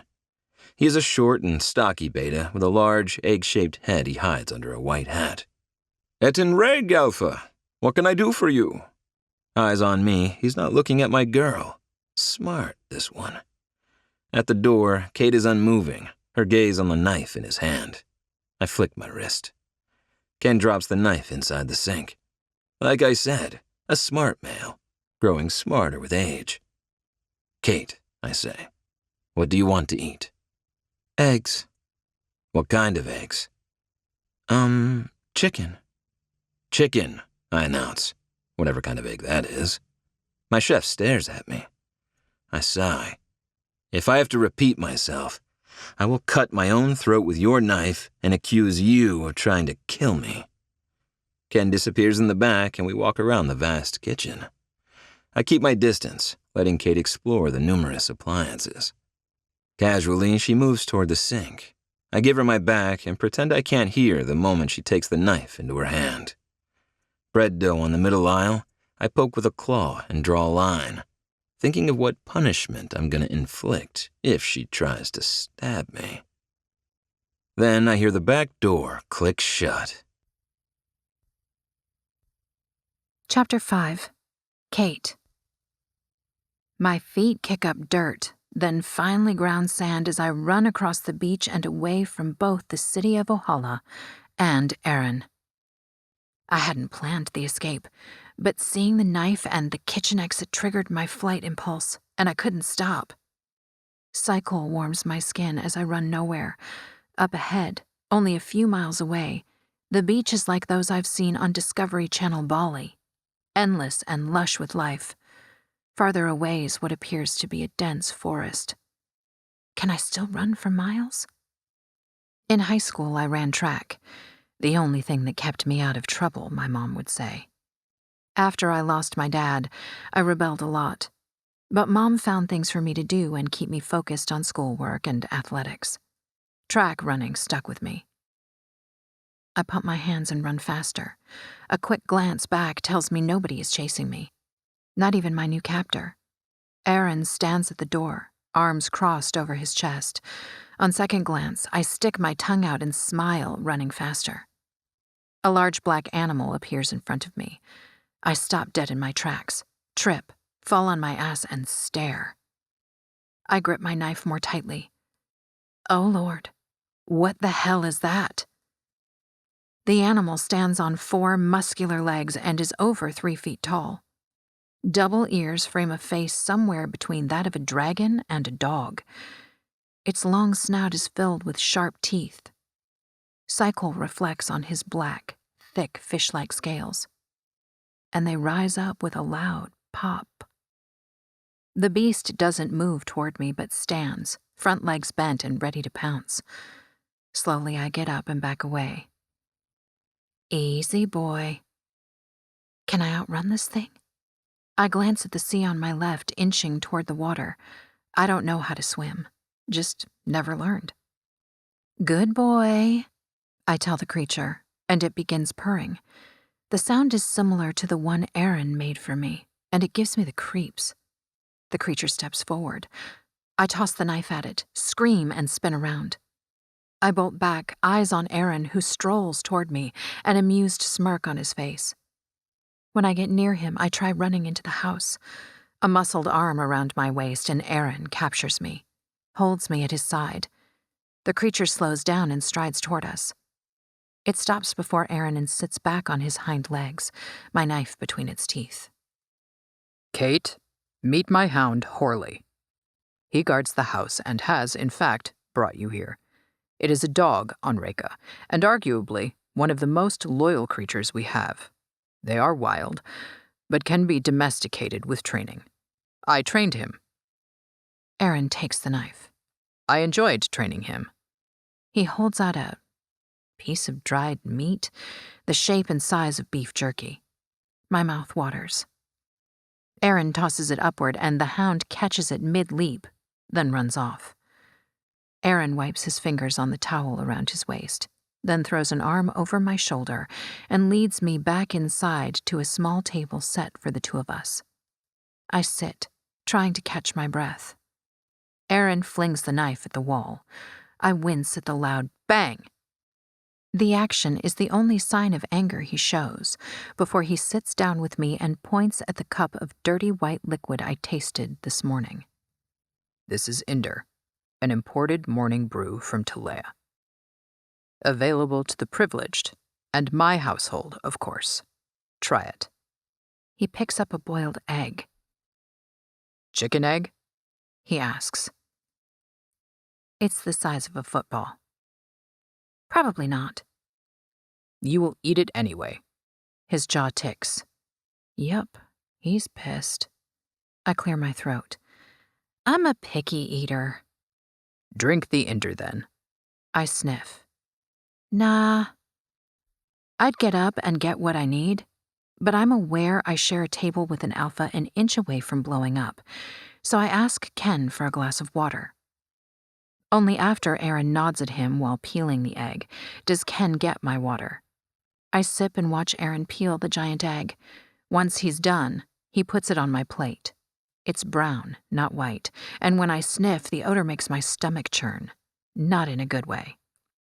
I'm not hungry, I say. Most foods on Regha are consumed raw, Ken says. Some species can't eat that way, so I cooked it. Perhaps you would enjoy it fresh. Oh, no. Nope. What's the matter with it? Ken snaps, looking nervous. Nothing, I say. It's wonderful and thoughtful that you cooked it for me, but I'm not hungry. Eron pokes a hole in the shell and tosses back an egg, drinking the protein. I watch his throat work, noting the absence of an Adam's apple and the presence of many corded muscles. The sight of his maleness does something to my lower belly. I look away. Ken serves Eron more eggs, cutting me a mean eye as he drops more food on my plate. Most things look like fruit and vegetable, and nothing looks familiar. At my previous owners, they fed me those beef jerkies Eron gave to the hound and the bread Ken's ready to bake. I don't ask for either, because I know what those are. They give those things to their animals. People eat fresh food. If I can't feed Masters Omega, I get replaced. Eat the food. Ken slaps a hand over his mouth, a horrified expression on his face. Eron smiles, though it doesn't touch his eyes. The rattle from his chest increases in volume, making the chef visibly cringe. What makes you think she's an Omega? The chef swallows. I'm sorry, I shouldn't have said it. He hits his head. Stupid, stupid Ken. You are hardly stupid, Ken. You are highly observant. However... Eron stands and extends his hand. You talk too much. I do, Master. I fucking yap and yap. Damn me to the shadows. Answer my question. The talk of Omegas in that merchant house got me worried about you. You wouldn't risk going there if you didn't think the rumor had merit. And you sure as fuck wouldn't bring a slave girl back with you. You never do. I am transparent, then. Oh, no, not at all. Ken closes his eyes. I should cut my tongue off. I like it. When I don't take Eron's hand, he glares and wiggles his fingers. I stand and put my palm into his. He pulls me closer, tucks me under his arm, and kisses the top of my head. Serve your tongue to Horley by Sycol's Fall. Yes, Alpha. Thank you, Alpha. Eron pulls me along and out of the kitchen, up the stairs and into the room, where he stands by the door, casual but mighty pissed, arms crossed over his chest. I feel the contained rage, if not in seeing the grinding of his teeth. Had enough of the outdoors for the day? He asks. Yes, Alpha? Mm-hmm. Yulia will tend to you. I suggest you eat, or at least attempt to taste the food so that Ken may learn what you like and feed you more of it. Otherwise, he will lose more than his tongue. Please don't hurt him. If I don't, the king will take his tongue, my life, yours, and thousands of others. Ken understands this, or he would not serve me. Rest and eat. He steps away, then pokes his head back into the room. Horley has an incredible sense of smell and understands how I feel about you. Should you try to escape, he will hunt you. Behave, Kate, and I will reward you. He winks. Promise. Chapter 6. Kate. Regha alphas are fond of hanging fancy weapons on the walls of their bedrooms. They're also fond of skinning animals and likely other alien races, maybe even their own, and decorating the floors with them. Pelts are used for bedding, too. The beta female Yulia came and I drank water, though I couldn't make myself eat. Nothing looked appetizing, as it hasn't since I landed on this planet. My previous, now dead captor forced me to eat, which made me not want to eat anything at all. Since coming here, I've shrunk at least 3 sizes. Restless and hungry, with a growing pain in my belly, I pace Eron's bedroom, groaning as my pussy clenches. Liquid trails down my thigh. I sit on the edge of the bed and look between my legs. Clear liquid trickles out of my pussy.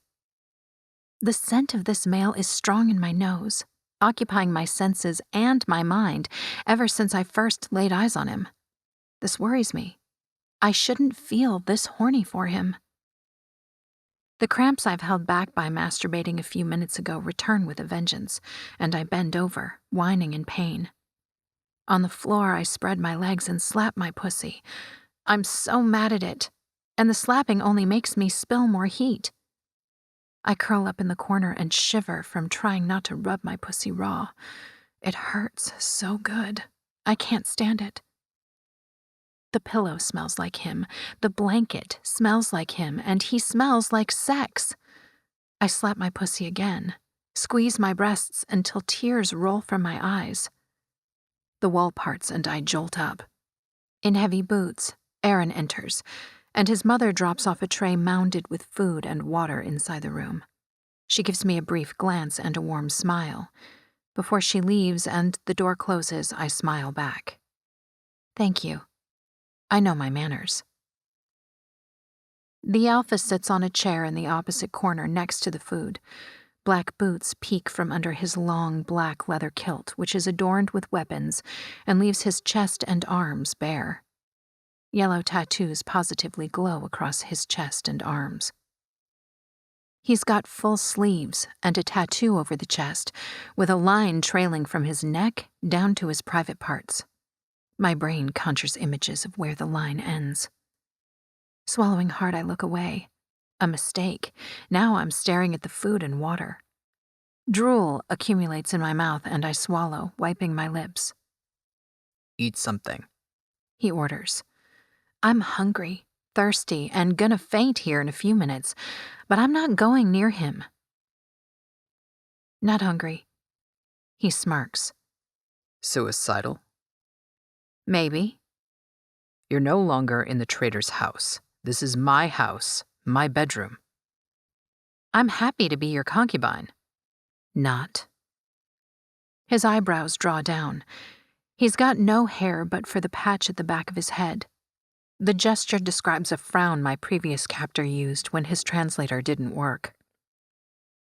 Concubine? I repeat. A woman used for sex. A breed mate. Same difference. Not for me. It very much is for you, or I wouldn't have bothered risking my life for yours. Remember how I asked you to choose? You chose. You will treat me the same way as a Regha Horde would. How many males are in your pack? He smirks. I won't share you. The elusive Omegas everyone wants and only the most honorable alphas can earn. You haven't earned one, and you never will. You're not in the king's service. I'm just a viable replacement. His smile is wide and condescending. I thought we made progress this morning. I hoped. But no, you are stubborn. And also right, that I am not in the king's service. Would you like me to take you back to the house you came from? The king's service males will be happy to use you. In fact, they will fight over you, like hounds over fresh meat. Choose. I want to slap the smile off his face. My insides twist, and my lower belly cramps make me sweat. I grit my teeth. I don't want to show him pain. I wish he'd leave so I could rid myself of this horrible sexual urge, though I count my blessings this didn't happen to me in the merchant's house. At least this male isn't repulsive. Unfortunately, he's not repulsive at all. He's dangerously sexy in a tattooed bad boy kind of way. What do you do? I ask as a distraction. He stands and gets a pitcher of water, pours it slowly in a cup, watching me the entire time. I feel his eyes on me, but the thirst makes me follow the water from the pitcher to the cup and up as he drinks long, loud gulps of water. I swipe my tongue over my dry lips. Eron fills another cup. I'm willing to play this game. You drink and eat. In exchange, you get to ask me anything. Are you going to answer me? Maybe. I snort. Keep your fucking water. And food?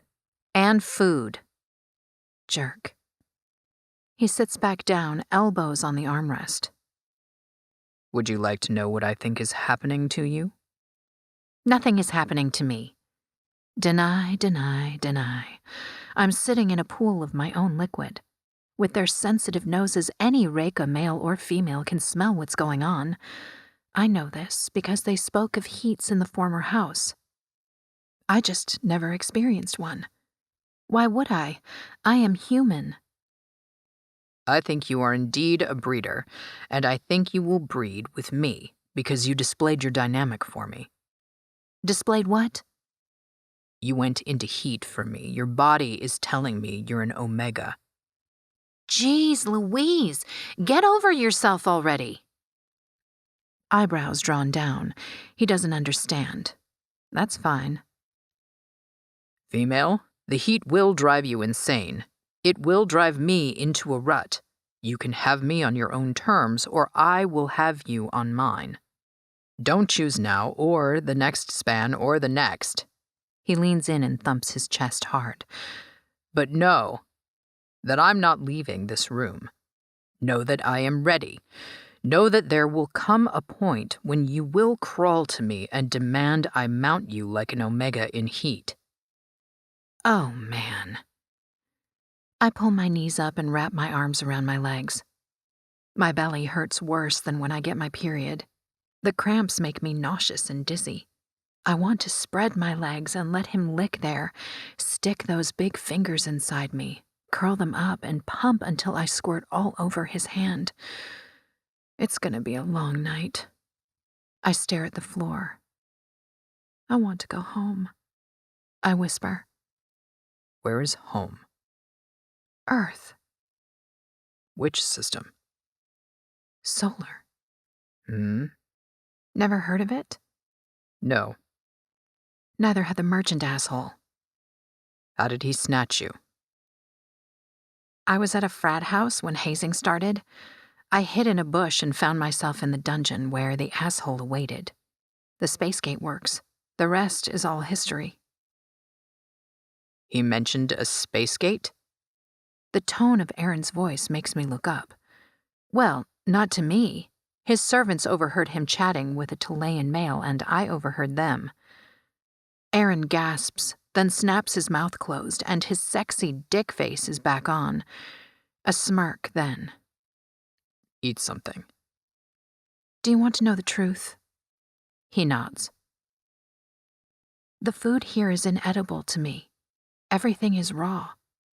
Raw food is the most nutritious. I don't give a shit. I want bread or a french fry or, oh man, a burger. And I will provide all those things if you take a sip of water and tell me more about what you want to eat, how you need to waste, and what you want to do. Besides, fuck me. He winks. There's nothing I won't do for you, if only you will obey. I suck at obedience. You suck at my cock. I roll my eyes, but honestly, he's the best male I've met in this forsaken place. Too bad I decided to rebel before he came around. Chapter 7. Kate. I lied. I don't suck at obedience. I suck at rebellion. It's him I can't resist. Oh, but I try.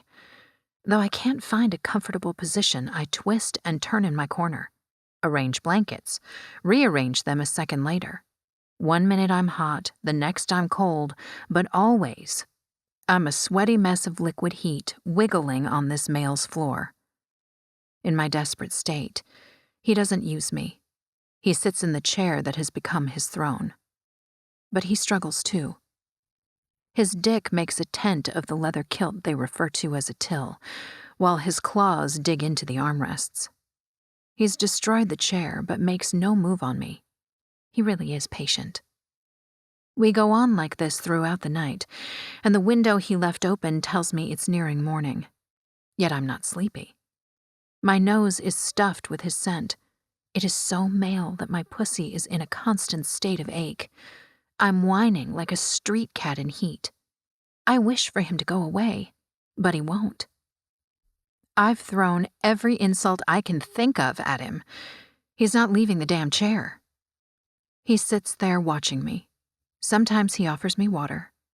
Every time I refuse a taste. I don't know how long I can last. I've never experienced such pain in my life. Another cramp hits my belly. I pinch my lips and whine louder. Then say, fuck it, and put my hand between my legs. I'm mortified he's watching, but I can't take it anymore. I gotta get off. Go on, he says, voice low and seductive. You will only make it worse. Don't look, I tell him and touch my clit. It's engorged and so sensitive that one touch makes my back arch. I slap the thing and come, just like that. I need nothing to come anymore. Want to come 10 times in 10 seconds. Rub myself raw, even get the fingers of my other hand in my hole. Spread wide open, I know he sees everything, but I'm so far beyond giving a fuck. I need to get off again. And I do. I get off 5 times. It's not enough. I cry. I cry because I'm pissed about the sorority hazing at the frat house. I'm pissed that I had to be the idiot who ended up hiding in the bushes so as not to get hazed. Not to show my ass to the group of frat boys while the other girls drew circles on it. I was gonna hide, then find a way out of there, get the hell out of that popular sorority the next day. Instead, I'm here, masturbating for a green alien. I'm pissed you won't fuck me. I'm pissed because I want to beg him for dick. If you do what your body tells you to do, he says, I promise you won't regret it.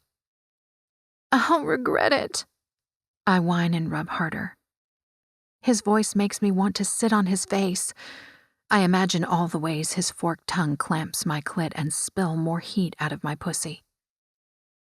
Come to me, he says. It's a choked out plea, not an order.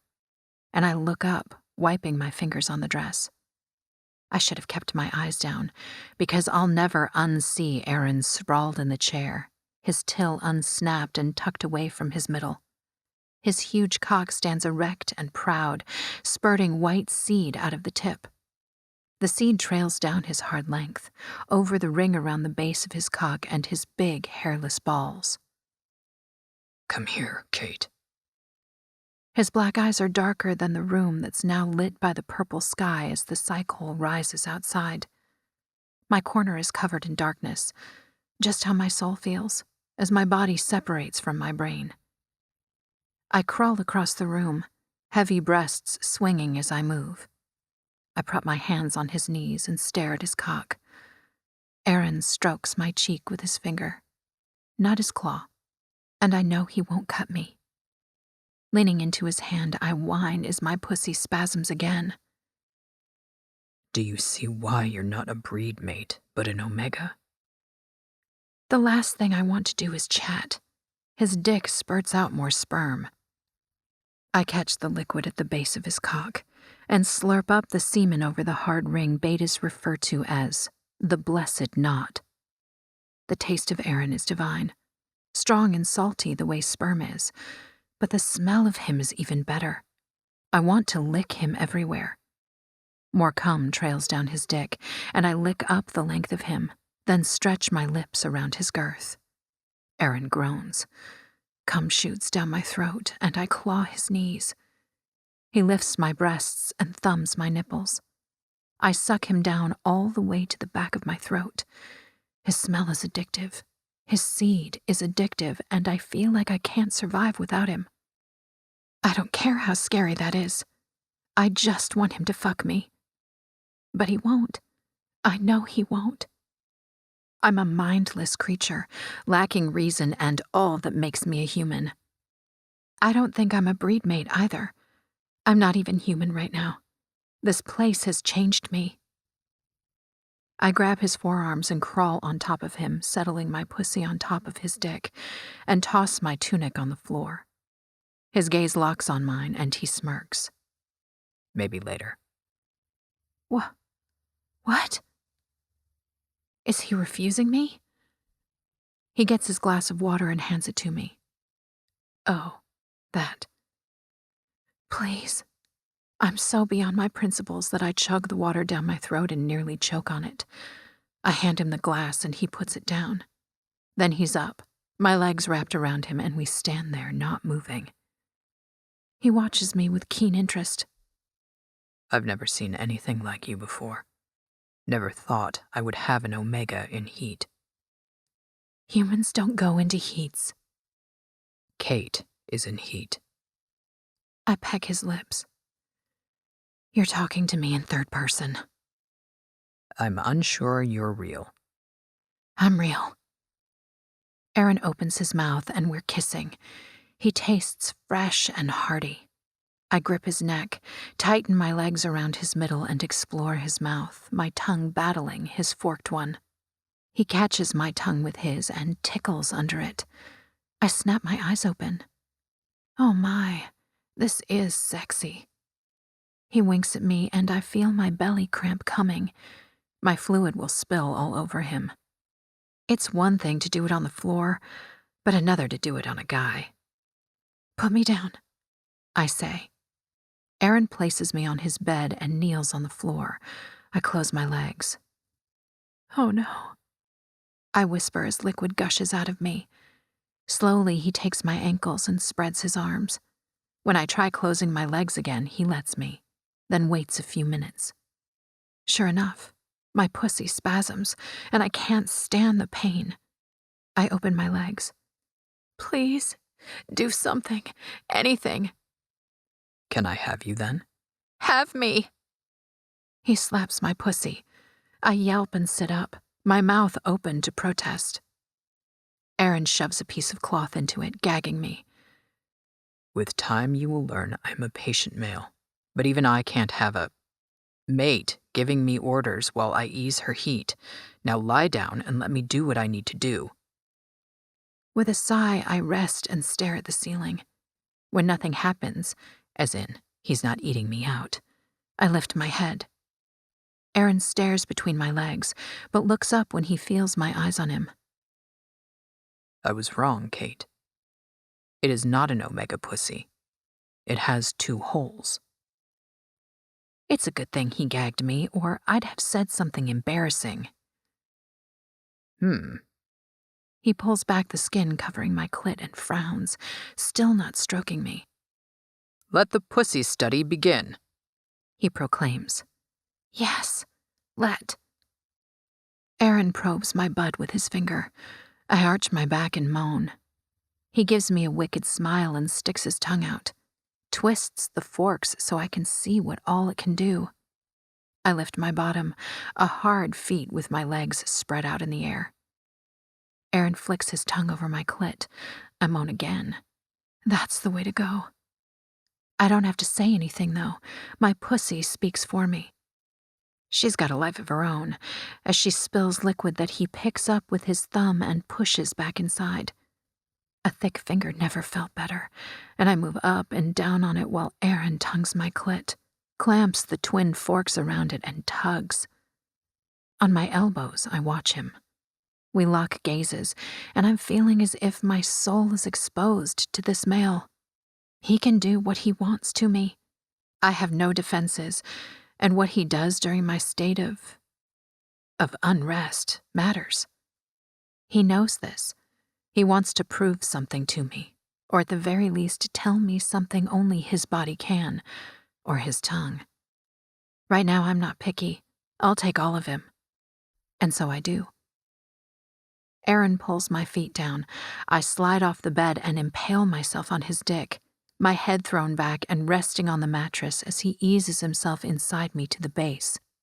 He doesn't move me up and down. He grinds our pelvises, and his hard knot stretches my pussy more. One hand on my throat, the other thumbing my clit, Eron works my body like a pianist. Gentle pressure on my clit and throat, hard strokes inside me. Human men aren't made this big, and I'm happy to report this sexual experience is one I'll never forget. Waves of pleasure rock my body, and I open my mouth in a silent scream as my pussy spasms around him for minutes, not seconds, before stopping to let me catch my breath. Eron withdraws slowly and stares down at his dick, hands on his hips. When he looks up, his eyes speak of murder. I take out my gag, clear my throat. What's wrong? Someone knocks on the door. Yes, Eron barks. The Horde entered the village. They're heading for our house. Chapter 8. Eron. I throw a tunic over my body and slide the door open. In the hallway, 3 of my betas await for direction when chaos is about to hit the house. Where is my mother? I ask. Here. Skirts shuffle as my terrified mother runs toward me. I hug her, purr, and kiss the top of her head. It's gonna be fine. I'd better get going, she says and locks her hazel eyes with mine, silently asking for approval. Take Kate with you. Pain slices from my dick to my heart. I feel like someone gutted me. Separating from my girl during her heat hurts me, but not as much as it's gonna hurt her. Omegas go through great pains while in heat. My mother knows this, and will help Kate while I'm not able to. Fucking Horde. My mother enters the bedroom. Initiate cloaking, I say and close the door behind her. The holographic illusion spreads over the wall until it looks like nothing more than a display for mosaics. Taking 2 steps at the time, I arrive downstairs to an audience of betas. I'm responsible for these people. How long before they arrive? They're at Oler's house, Nolis, my head beta, says. Our house is next. What are they doing at Oler's? I ask. Raiding. I know that. Patience. 4. Supplies. Excellent. Nolis appears confused. I walk across the foyer and slide down our secret passage to arrive beneath our house where we store goods. I wash up quickly and dress in a simple gray work crew tunic. Sacks filled with grains, clearly marked in Talayan and stacked in my storage room, glare at me. I start ripping them with my claws. "Some help here," I shout. My betas join me, and we rip the sacks, spill all the supplies, light up the incinerator, and burn the evidence, just as Horde enters the house. And I know the Horde has come. The screams of my people tell me so. I fucking want to rip them Horde bitches. Serpent have mercy on my betas. "Down here," I shout. "Take everything." A Horde male swaggers down the steps, leaps over the railing and lands right before me. He is as big as any Horde alpha and appears even bigger when his armor goes up, yellow tattoos glowing on his chest. He snarls, then tilts his head. "You." "Me?" I ask. "I saw you at the house." "Which house?" He grabs my throat. "The merchant's house." "Yes," I admit. "What were you doing there?" If I lift my armor, my life is over, and so is everyone else's. The Horde will find my bedroom, follow the passage to the sea, and know a boat has sailed. Horde leaves no stone uncovered. They will wait for the boat to return. Then they will capture my mother and my girl and turn them over to the king. My mother will commit suicide and perhaps poison Kate. I won't challenge the Horde male. "Buying goods for the village." "What kind of goods?" He sniffs and brings our faces relos apart. "What is that smell?" I didn't have time to take a bath. I washed up as well as I could. Though Kate's pussy scent must be all over my face, and the Horde smells something sweet. I hope he can't identify the scent. It is not an Omega scent, but the sweet, tangy smell I can feel melting at the back of my throat. Makes an alpha male want to swallow, if only to taste it more. "KT," I tell him. "Talayan candy." The Horde takes his hand off my throat but stays, gaze locked with mine. It is my turn to show submission. And I do, because the alternative is unwise. I look away from him and at the pile of wheat to my right, my betas shaking with fear next to it. I hate the Horde. "Take anything you need. A sack of KT will be loaded into your transport. A gift for the Horde Alpha." I want them out of here. The male grunts and calls the others. 17 Horde males descend the steps, and I order my betas to load the wheat into unlabeled brown sacks, as we do with all of our shipments. The Horde male circles me and sniffs, his nose working. "Where did you get this Talayan candy?" Is he stupid? "The merchant sold it to me." "How come we haven't found any at his house?" "Last batch." "Anything else you've bought from him lately? Perhaps an Omega?" He faces me, eyes calculating. "No. It's the truth. I did not buy my Omega. I stole her."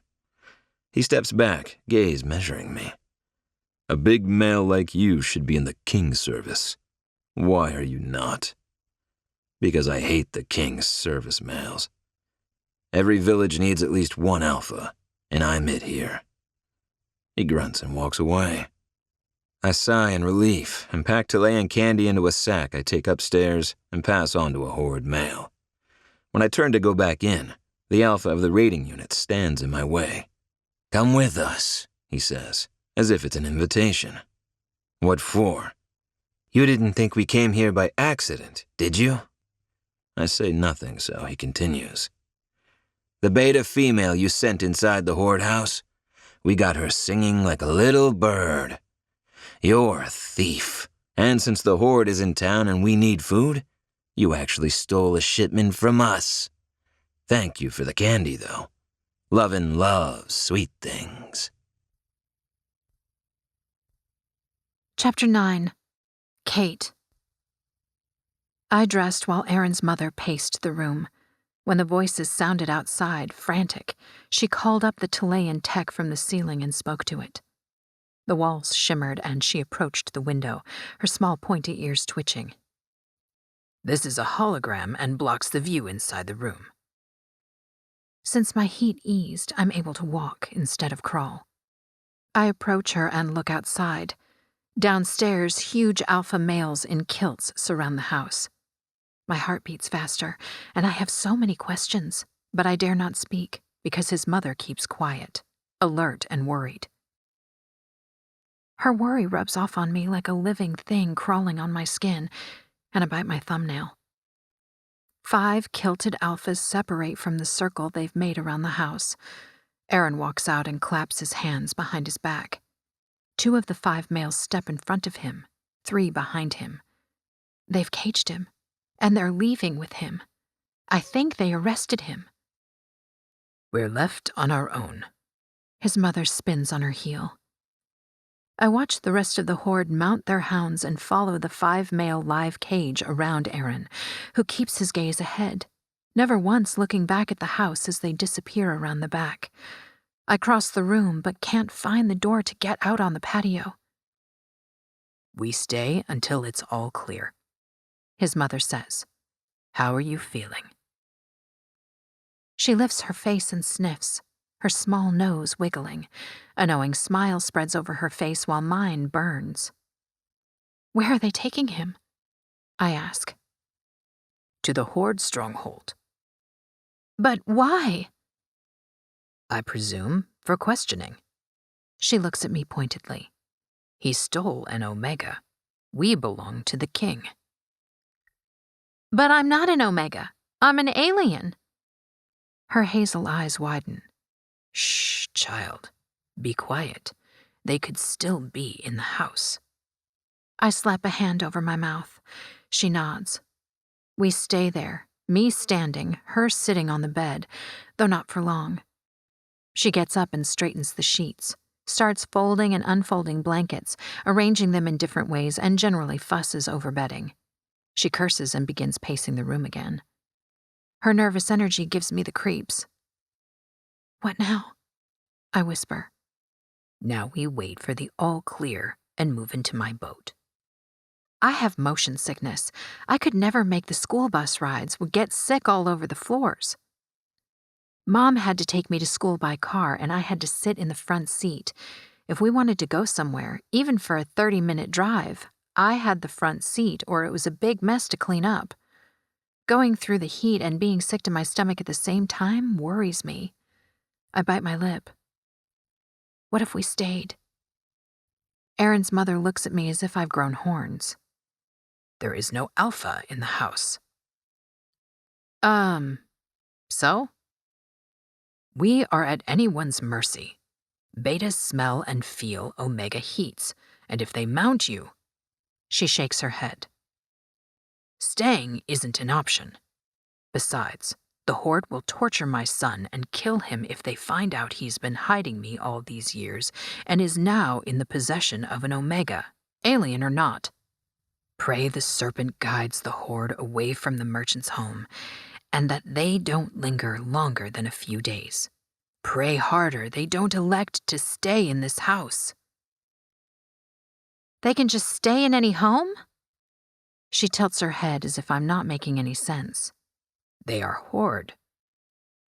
Like a military unit or what? Mm-hmm. But worse. A soft knock sounds on the door. Clear, a male voice says.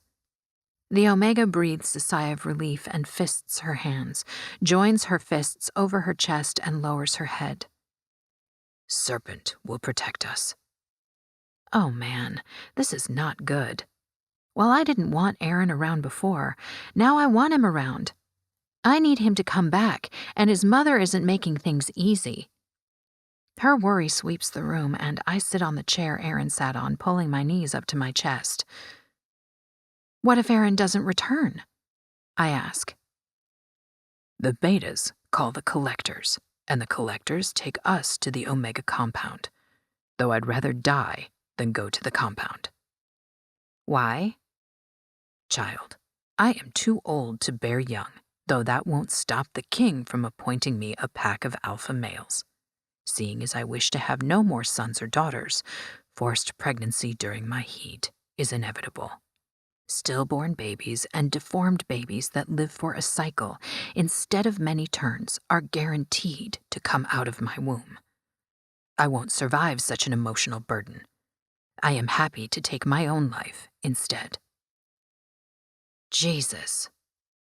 Who? Never mind, but there is a chance Eron will come back, right? Only if they don't know about us. If they knew, they'd have taken us. She kneels before me and puts her gentle hand on top of mine. The Horde raided the merchant's house because they heard of an Omega trade. I presume that, when they found no Omega in the house, they searched the perimeter. Eron is the strongest alpha by far and wide. Naturally, they came to arrest him first. She seems proud of this. I'm cramping again, sweat breaking out on my forehead. I need him back right now. I don't want to live on the boat or the compound or anywhere. I didn't know what I had until it was gone. Eron is gone. We stay, I tell her. We stay and we wait for him. Gently, she places a hand on my knee. We should get on the boat. I don't like the conversations unfolding downstairs. Damn, her hearing is amazing. I don't hear a thing. I tilt my head and listen. Voices reach me, but I can't make sense of what they're saying. The heat, child. Omega heat will drive betas to do things they wouldn't normally do. They won't be able to suppress their urges to mount you. Trouble is, no beta is an alpha. No beta is enough for an Omega in heat. They will not ease your pain, only make it worse. They will fight for you and will injure you and themselves. I can't risk your life. She purses her lips. We go to the boat. But don't worry, I've suffered many heats alone. There are remedies. I'm not leaving. Eron's mother purses her lips. You're hard-headed for an Omega. Very well, then. She stands and speaks at the wall. Nolus, are you still there? Yes, Feme. I will guard the door. Don't you have better things to do? Veme giggles. It's musical. Not at this time. Would you have Ken fetch Jolo tea, food, and Horley? Footsteps leave the door. Then ragged breaths and claws clicking on the floors approach. Horley the hound makes it to the bedroom first. He enters, and the moment he enters, the door closes. The bedroom shrinks. He's bulky and appears irritated. Sniffs the bedroom, then outside on the roof patio, then back in the bedroom where he sits in front of me and locks his fierce gaze with mine. The black dragon dog lowers his scales, and I want to freak out when he sniffs my leg. I whimper and pull my knees closer to my body. When he smells my arm, I shut my eyes. He licks me, and I jerk away. Try to get the chair to swallow me. He growls. I freeze. Horley won't hurt you, Vemi says. I say nothing but listen to the clicking of his claws as he walks away. I open my eyes to see the hound sniff around the bed and whine. It's okay, Vemi says. He'll be back. Will he? I ask. A cramp hits my lower belly, and I curl up and lay my cheek on the armrest. Eron's masculine scent both comforts me and makes me horny. Veme lifts her face and wiggles her nose. She gathers up the blankets from the floor and covers me with them. I see you have changed the nest from the corner to the chair, where I presume Eron sat. I don't want to talk about us with his mother. I will order phalluses for you. Oh, my God. The hound climbs on the bed. He growls and flips onto his back, head hanging off the mattress, tongue out and flopped over his sharp teeth. Is he smiling at me? Veme chuckles and sits next to him, pets his soft belly. This is the only part of his body you should pet. I'm not going to pet him. She smiles. Hounds and alphas are the same in many ways. fierce, bold males who take control of situations and make us feel comforted. Without either, I feel very much alone. She clears her throat. A tear slides down her cheek. I'm sure Eron will be fine. I'm not sure of anything. You think so? She looks up. Oh boy.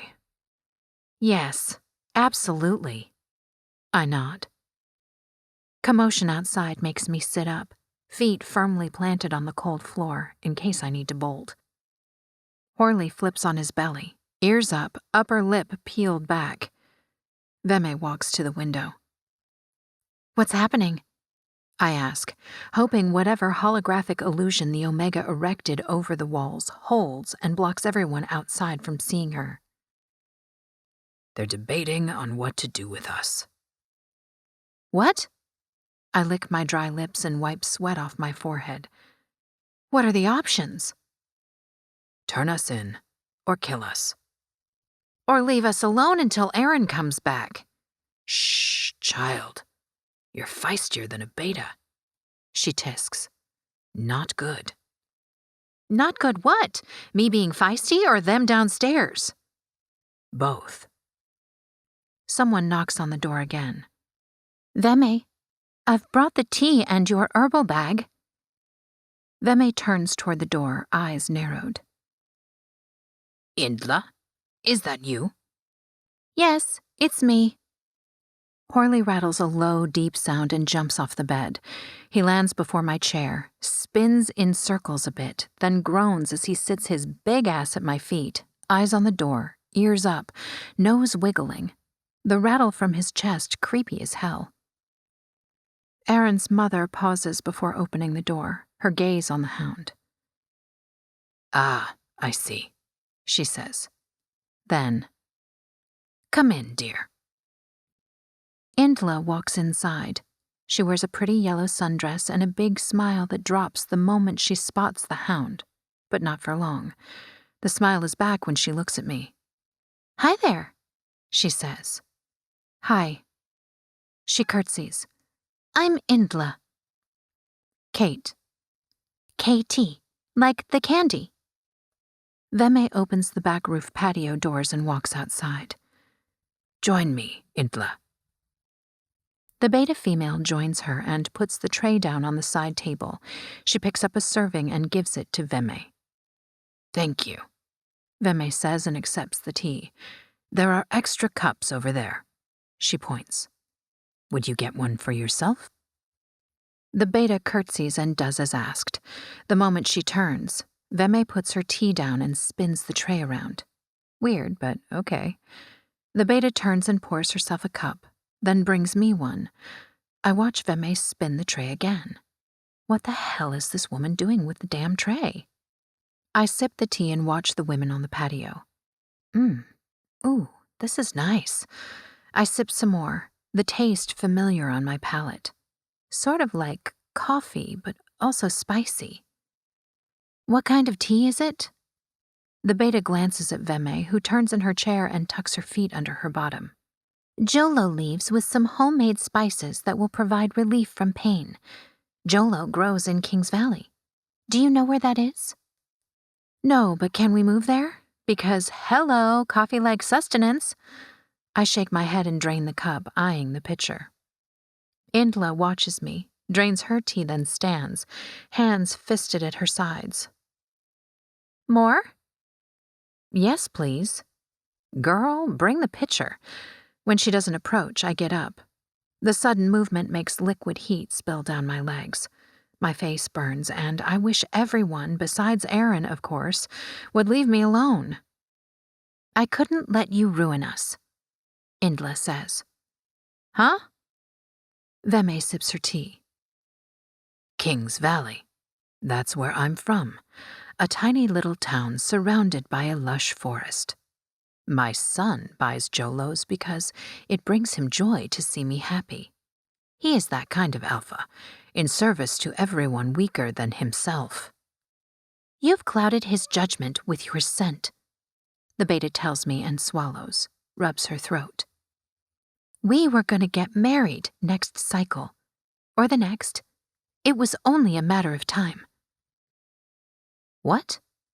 I almost dropped the cup. Fumble with it so it doesn't shatter.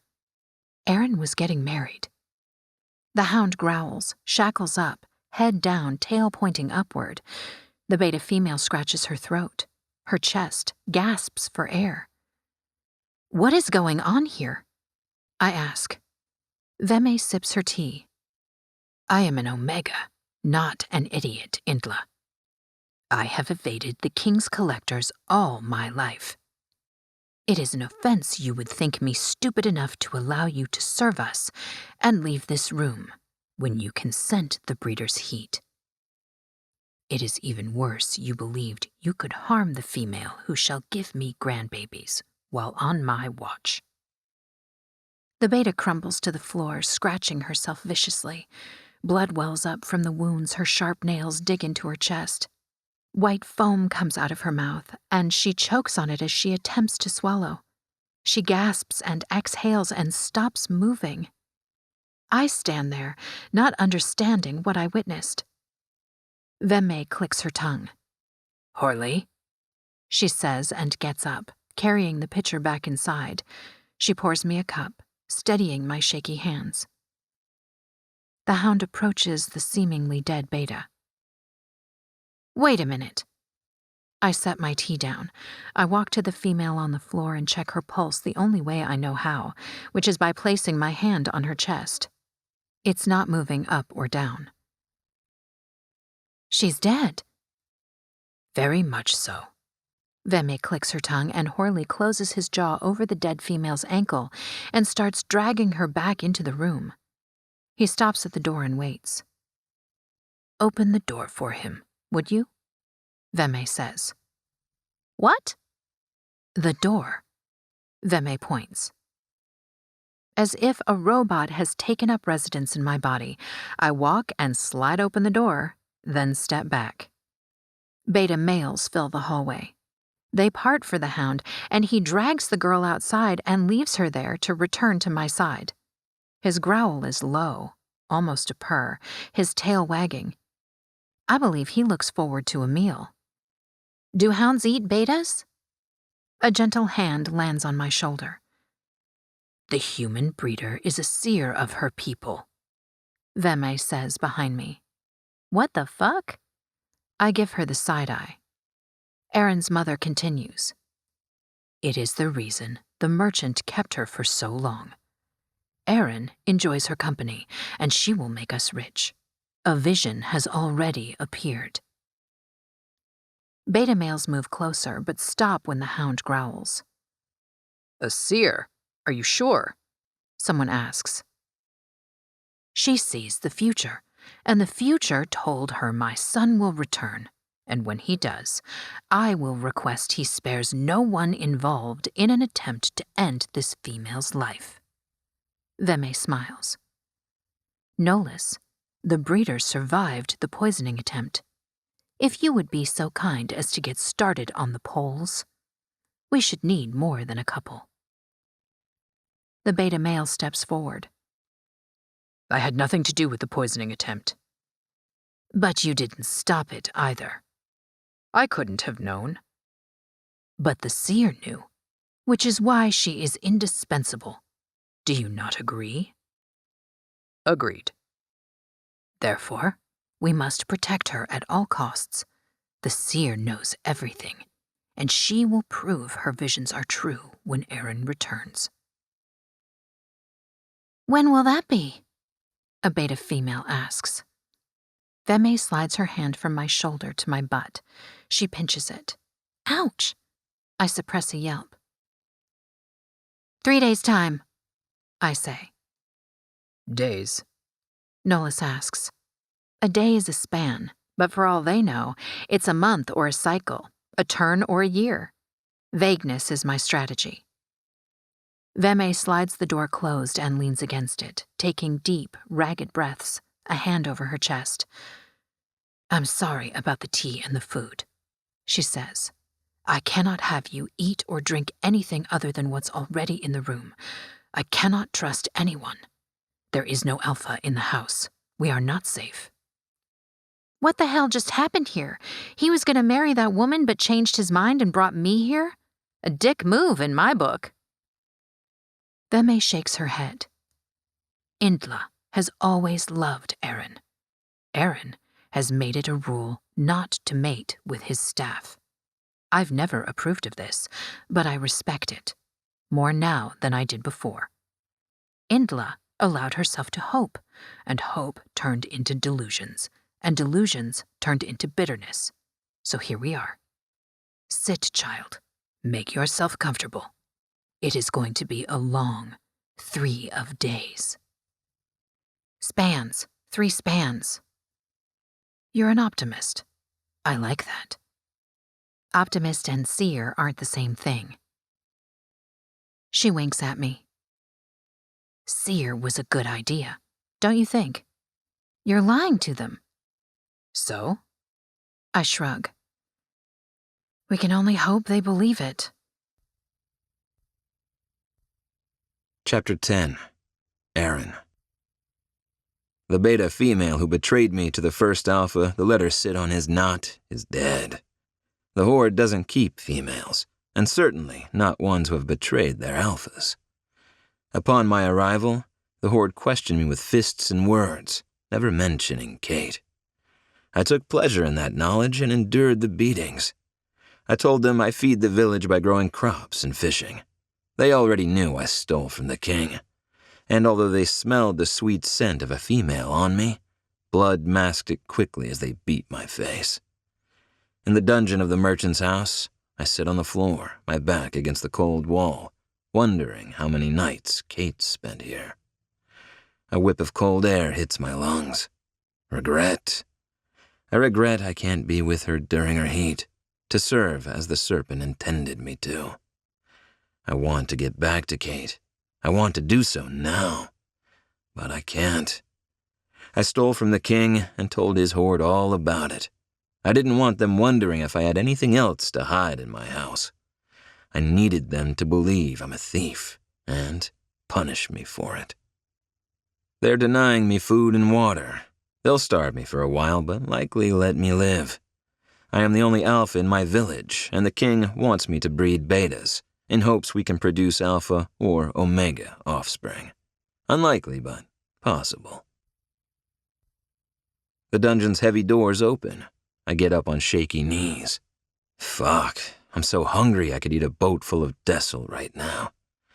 I approach the wall, hoping the Horde decided to feed me, and slide open the small window through which the Horde could slip the food if they wanted to. Nobody will feed me, and least of all the male I see. By the size of him, I'm pretty fucking sure he's the Horde Alpha. He ushers a female inside one of the cells. Before I can come to my senses and confirm what I just saw, his massive frame blocks my view of the female before he slams the door. Was it another human female? I can't be sure. The hunger makes me delusional. I keep watching as the Horde Alpha leans his forehead on the door and purrs. The purr is intimate, meant for the female behind the door. Is it a human Omega? I believe I saw an arm with 5 slender, blunt fingers, much like Kate's. Or I could be starving and losing my mind. The male leaves. The female behind the door yells, but I can't make out what she's saying. Easy now, female. I tell her and wait for her reply. She either can't hear me or won't reply. What's your name? I ask. Nothing comes back. I keep trying to talk to her, but she keeps quiet. I have no idea if this is an Omega, and I can't risk my life for a stranger Omega. I've already risked many lives by getting arrested. The Great Serpent better look after my mother and Kate, because I sure as fuck can't. Just as I give up on talking to the female and sit back down, the walls shake. Dust and small rocks fall on top of me. Again, I get up and slide the tiny window. Outside, the dungeon fills with Horde males. They're shouting and trying to break the cell wall, where the Horde Alpha lock the female. Interesting. I chuckle. He sealed the cell. Sealed dungeon cells aren't the same as locked ones. Sealed cells keep people inside until they're starved to death. Breaking the cell would be difficult, but the Horde sure is persistent. I laugh out loud. I'm enjoying this. What in the serpent's name are they doing? Boo. A face appears before me. I step back, and the male closes my window. Time in the dark passes slowly. It could be spans before the window reopens. I don't bother getting up, not even when the door swings open. Come on, a Horde male says. My brother wants to see you. His brother? I'm going to presume this is Kinray, the Horde's second, and his brother would be Lovin, the Horde Alpha. Great. I can't wait. Let me hurry up and jog there. I stay sitting. Get up, asshole, and you may live through this. Why? Is he in a good mood? You could say that. Try not to ruin it. Groaning, I support myself on the wall as I get up. I stand for a second, blinking to clear my sight. I've not eaten or drank water for what feels like a cycle. My vision is compromised. Kinray taps his foot, then grabs me and practically drags me up several flights of stairs and into a room I could describe as a war room. The Horde Hound insignia painted on the floor greets me, and I happily step all over it as Kinray walks me to the Horde Alpha leaning against the window. Lovin is a massive fucking alpha, at least 4 rellos wider in the shoulders than I, with biceps nearly twice the size of mine. Damn, what does this guy eat? Eron, isn't? Yes, Alpha Lovin. He circles me. Erect your armor. He's challenging me? Ridiculous. He wouldn't stoop as low as to challenge an alpha. Maybe a pack of us, but certainly not one he's starved in the dungeons. He'd dishonor himself. Puzzled, I erect my armor. No sense in angering him. I want to work fast and get back to my girl. How many spans have I been here? Lovin stands before me, tilts his head. Curious why a big alpha like you never attempted to join the Horde. I hate the king, and would rather die than fight my own people. The Horde is despicable. Grew up poor. It's the truth. Had to work for a living. And what a living you've made, stealing from your neighbors. I steal from the king. Fuck. The moment it comes out of my mouth, I regret it. Must be the beating I took and the starvation that have messed with my self-control. Lovin smiles. We have that in common. My hearing must have gone to hell, too. I don't believe I understand. I stole from the king. His smile reminds me of Horley's before dinner time. I stand there, unwilling to speak. He knows about Kate, and he's baiting me. Anything I say will send me to a pole, expose my mother indefinitely, deliver Kate to the Horde. Lovin slaps my shoulder, then grabs the back of my neck. A spasm runs through my spine. I want to headbutt him so hard it splits his skull. There is nothing worse for an alpha male than to have another alpha display dominance over him. But I have enough sense to know Lovin is the Horde Alpha for the reason I am not. In a challenge, I don't stand a chance. Still, his dominance rubs me wrong, and I rattle out a warning. He doesn't rattle.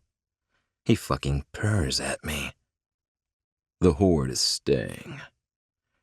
It is unfortunate I have not eaten or drank, and thus appear as a simple male, unable to comprehend his very simple words. What are you saying? Exactly what I said. I'm gonna take my sweet time and find out what he's saying and what has happened here while I rotted in the dungeons. And when I do find out what has happened, I will be able to make better decisions. If I'm dead, I can't make any decisions. So I nod. All right. If you keep me fed, I will protect your little secret. The one my finest scout uncovered at your home. He licks his lips and smacks them. Human Omega pussy leaves a taste in the back of my throat. Makes me want to eat my own tongue. Addictive. A male can go crazy for it.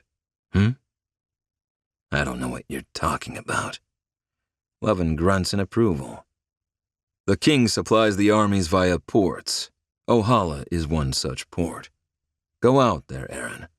Intercept every one of the shipments and bring them to me, because my males need to eat.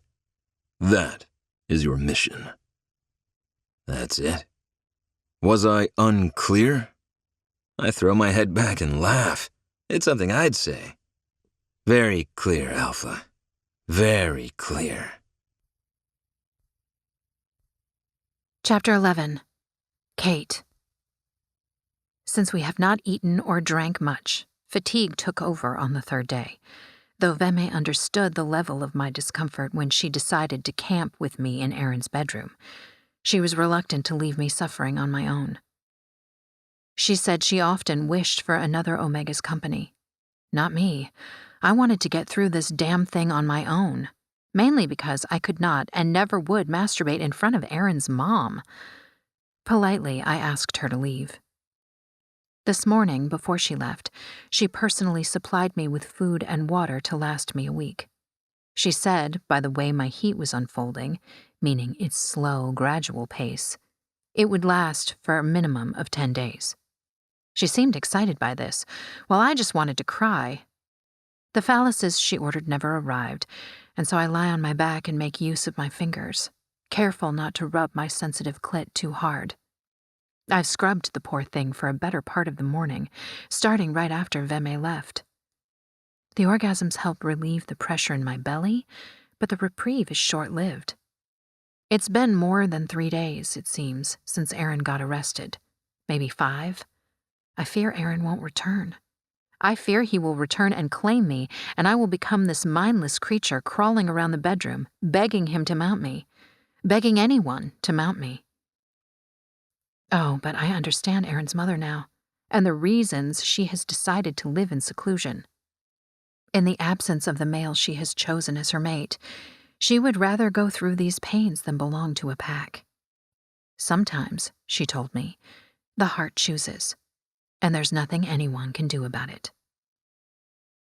It is what our king doesn't understand. We, the Omegas, choose partners based on how we feel, not how good their standing is in the king's army. Most of us happily thrive in packs, but some of us would rather be left alone. She hoped I wasn't one of those who'd rather be left alone. I'm not. I'd rather have Eron here. The admission feels like guilt, and coming to terms with the necessity of an alpha male during the heat will take some time. I just hope I have the time. The betas who stayed are growing impatient. Eron hasn't come. Lack of news has made some of them disobedient, and Nolis takes drastic steps to squash their disobedience. I hear screams, though I haven't opened the window to look at what's happening downstairs. I push 3 fingers inside my pussy and pump them, while grabbing my breast, twisting my nipple, sighing in relief. A door slides open and closes. I leap up, ready to bolt. Then I see him. Eron. He's not wearing the dirty gray tunic he left with, but black pants and a silk gray shirt. His clean face is bruised, one side of it more than the other. He stands at the door but doesn't move toward me. Perhaps he's feeling awkward too.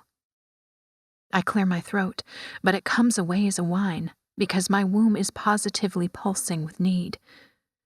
How did it go? I ask. Well. I fix my hair, think of showering and getting dressed, then opt out of both. What are you thinking? I ask. I'm not thinking at all. That's good. I'm tired of thinking too. I glance at the piles of trays on the roof patio. Are you hungry? Eron crosses the room, stops before me and kisses my cheek, lingering longer than necessary. I hear his soft rattle, and the moment it turns into a purr, luring me to step closer. And so I do. I lean my cheek on his chest, where his purr makes my pussy walls pulse. I grab his biceps and squeeze. At the same time, he grabs my hips and brings our bodies flush together. His erection rests on my belly, and I look up into his black eyes. I missed you, I tell him. Eron's eyes widen and he peels his upper lip. Is that so? He grabs my shoulders and turns me around. On your hands and knees. I will mount you now. I drop to my hands and knees, my ass up, pussy walls pulsing in anticipation, spilling a liquid trail down my thigh. I am no longer embarrassed, self-conscious, or even caring of how he's going to mount me. Only that he does. Eron plants his feet on either side of my body and his cock head touches my pussy. I push back, eager to receive it, but he stops me with a fist in my hair. He yanks me up. His breath at my ear is a purr and my eyes roll at the back of my head. It is imperative, he says, that you don't move while I mount you. I have been imprisoned, starved, challenged by the Horde Alpha, and denied my Omega's pussy for 5 spans, all the while knowing she was in heat. I am close to a rut, and I refuse to break you. Behave, Kate. Do nothing but submit to me completely. I promise I will take you to a state of blissful ignorance, where the mind ceases thinking of all things besides the ways of how my cock fills your pussy. He presses back down, hand on the small of my back. Still, Omega. Be still. His cock guides inside and he chuckles. So ready for me. My relief is audible, and when he closes the fingers of both hands around my throat and squeezes, my eyelids drop. I surrender so completely, I forget he's controlling my breaths. All I feel is his thick cock moving in and out of me. My cramps no longer painful. Instead of the pain, orgasm builds, and I relieve myself. Once, twice, 3 times. Liquid heat coats his dick but doesn't leak out of me as Eron picks up his pace. My breasts sway. His balls hit my clit, and I grab his ankles and hold on. Eron growls and releases my throat. I press my face against the blankets while he buries himself to the hilt and stays there, unmoving. I whine. He grabs my ass cheeks and grinds my pussy against his groin. It feels like his dick is halfway up my body, hitting every sensitive part of me. I welcome the jet of seed he shoots with such force I sense the stream filling my womb. His orgasm lasts for minutes, not seconds, during which I come several times. It is as if our bodies are meant to be joined for eternity. Though I have no previous experience with alpha males, I'm pretty sure this kind of union is unique to the alpha-omega pairing. The kind of pairing his mother talked about. The one I feared most. I no longer dread submission. I accept it. Crave it. It feels so good. Probably the best thing in the world. His knot inflates and locks us in place. Eron collapses and takes me with him. We're spooning, my back to his chest, my head resting on his bicep. I move my hair away from my face and neck. He takes the cue and kisses my neck, licks it, grazing it with his teeth, while his hand travels between my legs to stroke my clit. Sensitive, I buck but have nowhere to go, and he chuckles as he strokes me, the hand my head rests on coming up and around my neck. I'm locked in place, my body flush with his knot inflated inside me. Spread your legs. I do. He slaps my clit. I scream and come, my pussy milking his dick. Eron groans and whispers at my ear. I'm addicted to you, Kate. Completely and utterly obsessed. Chapter 12. Kate. Eron and I did not leave the bedroom for 5 days, during which time I didn't know where I ended and he began. I can't remember if I ate or drank or even used the bathroom, but I remember all the ways he fucked me. Floor, bed, against the wall, bent over the back of the chair. Finally today, he seems exhausted, while I'm still horny, though not as horny as I was. Or maybe I just like having sex with him.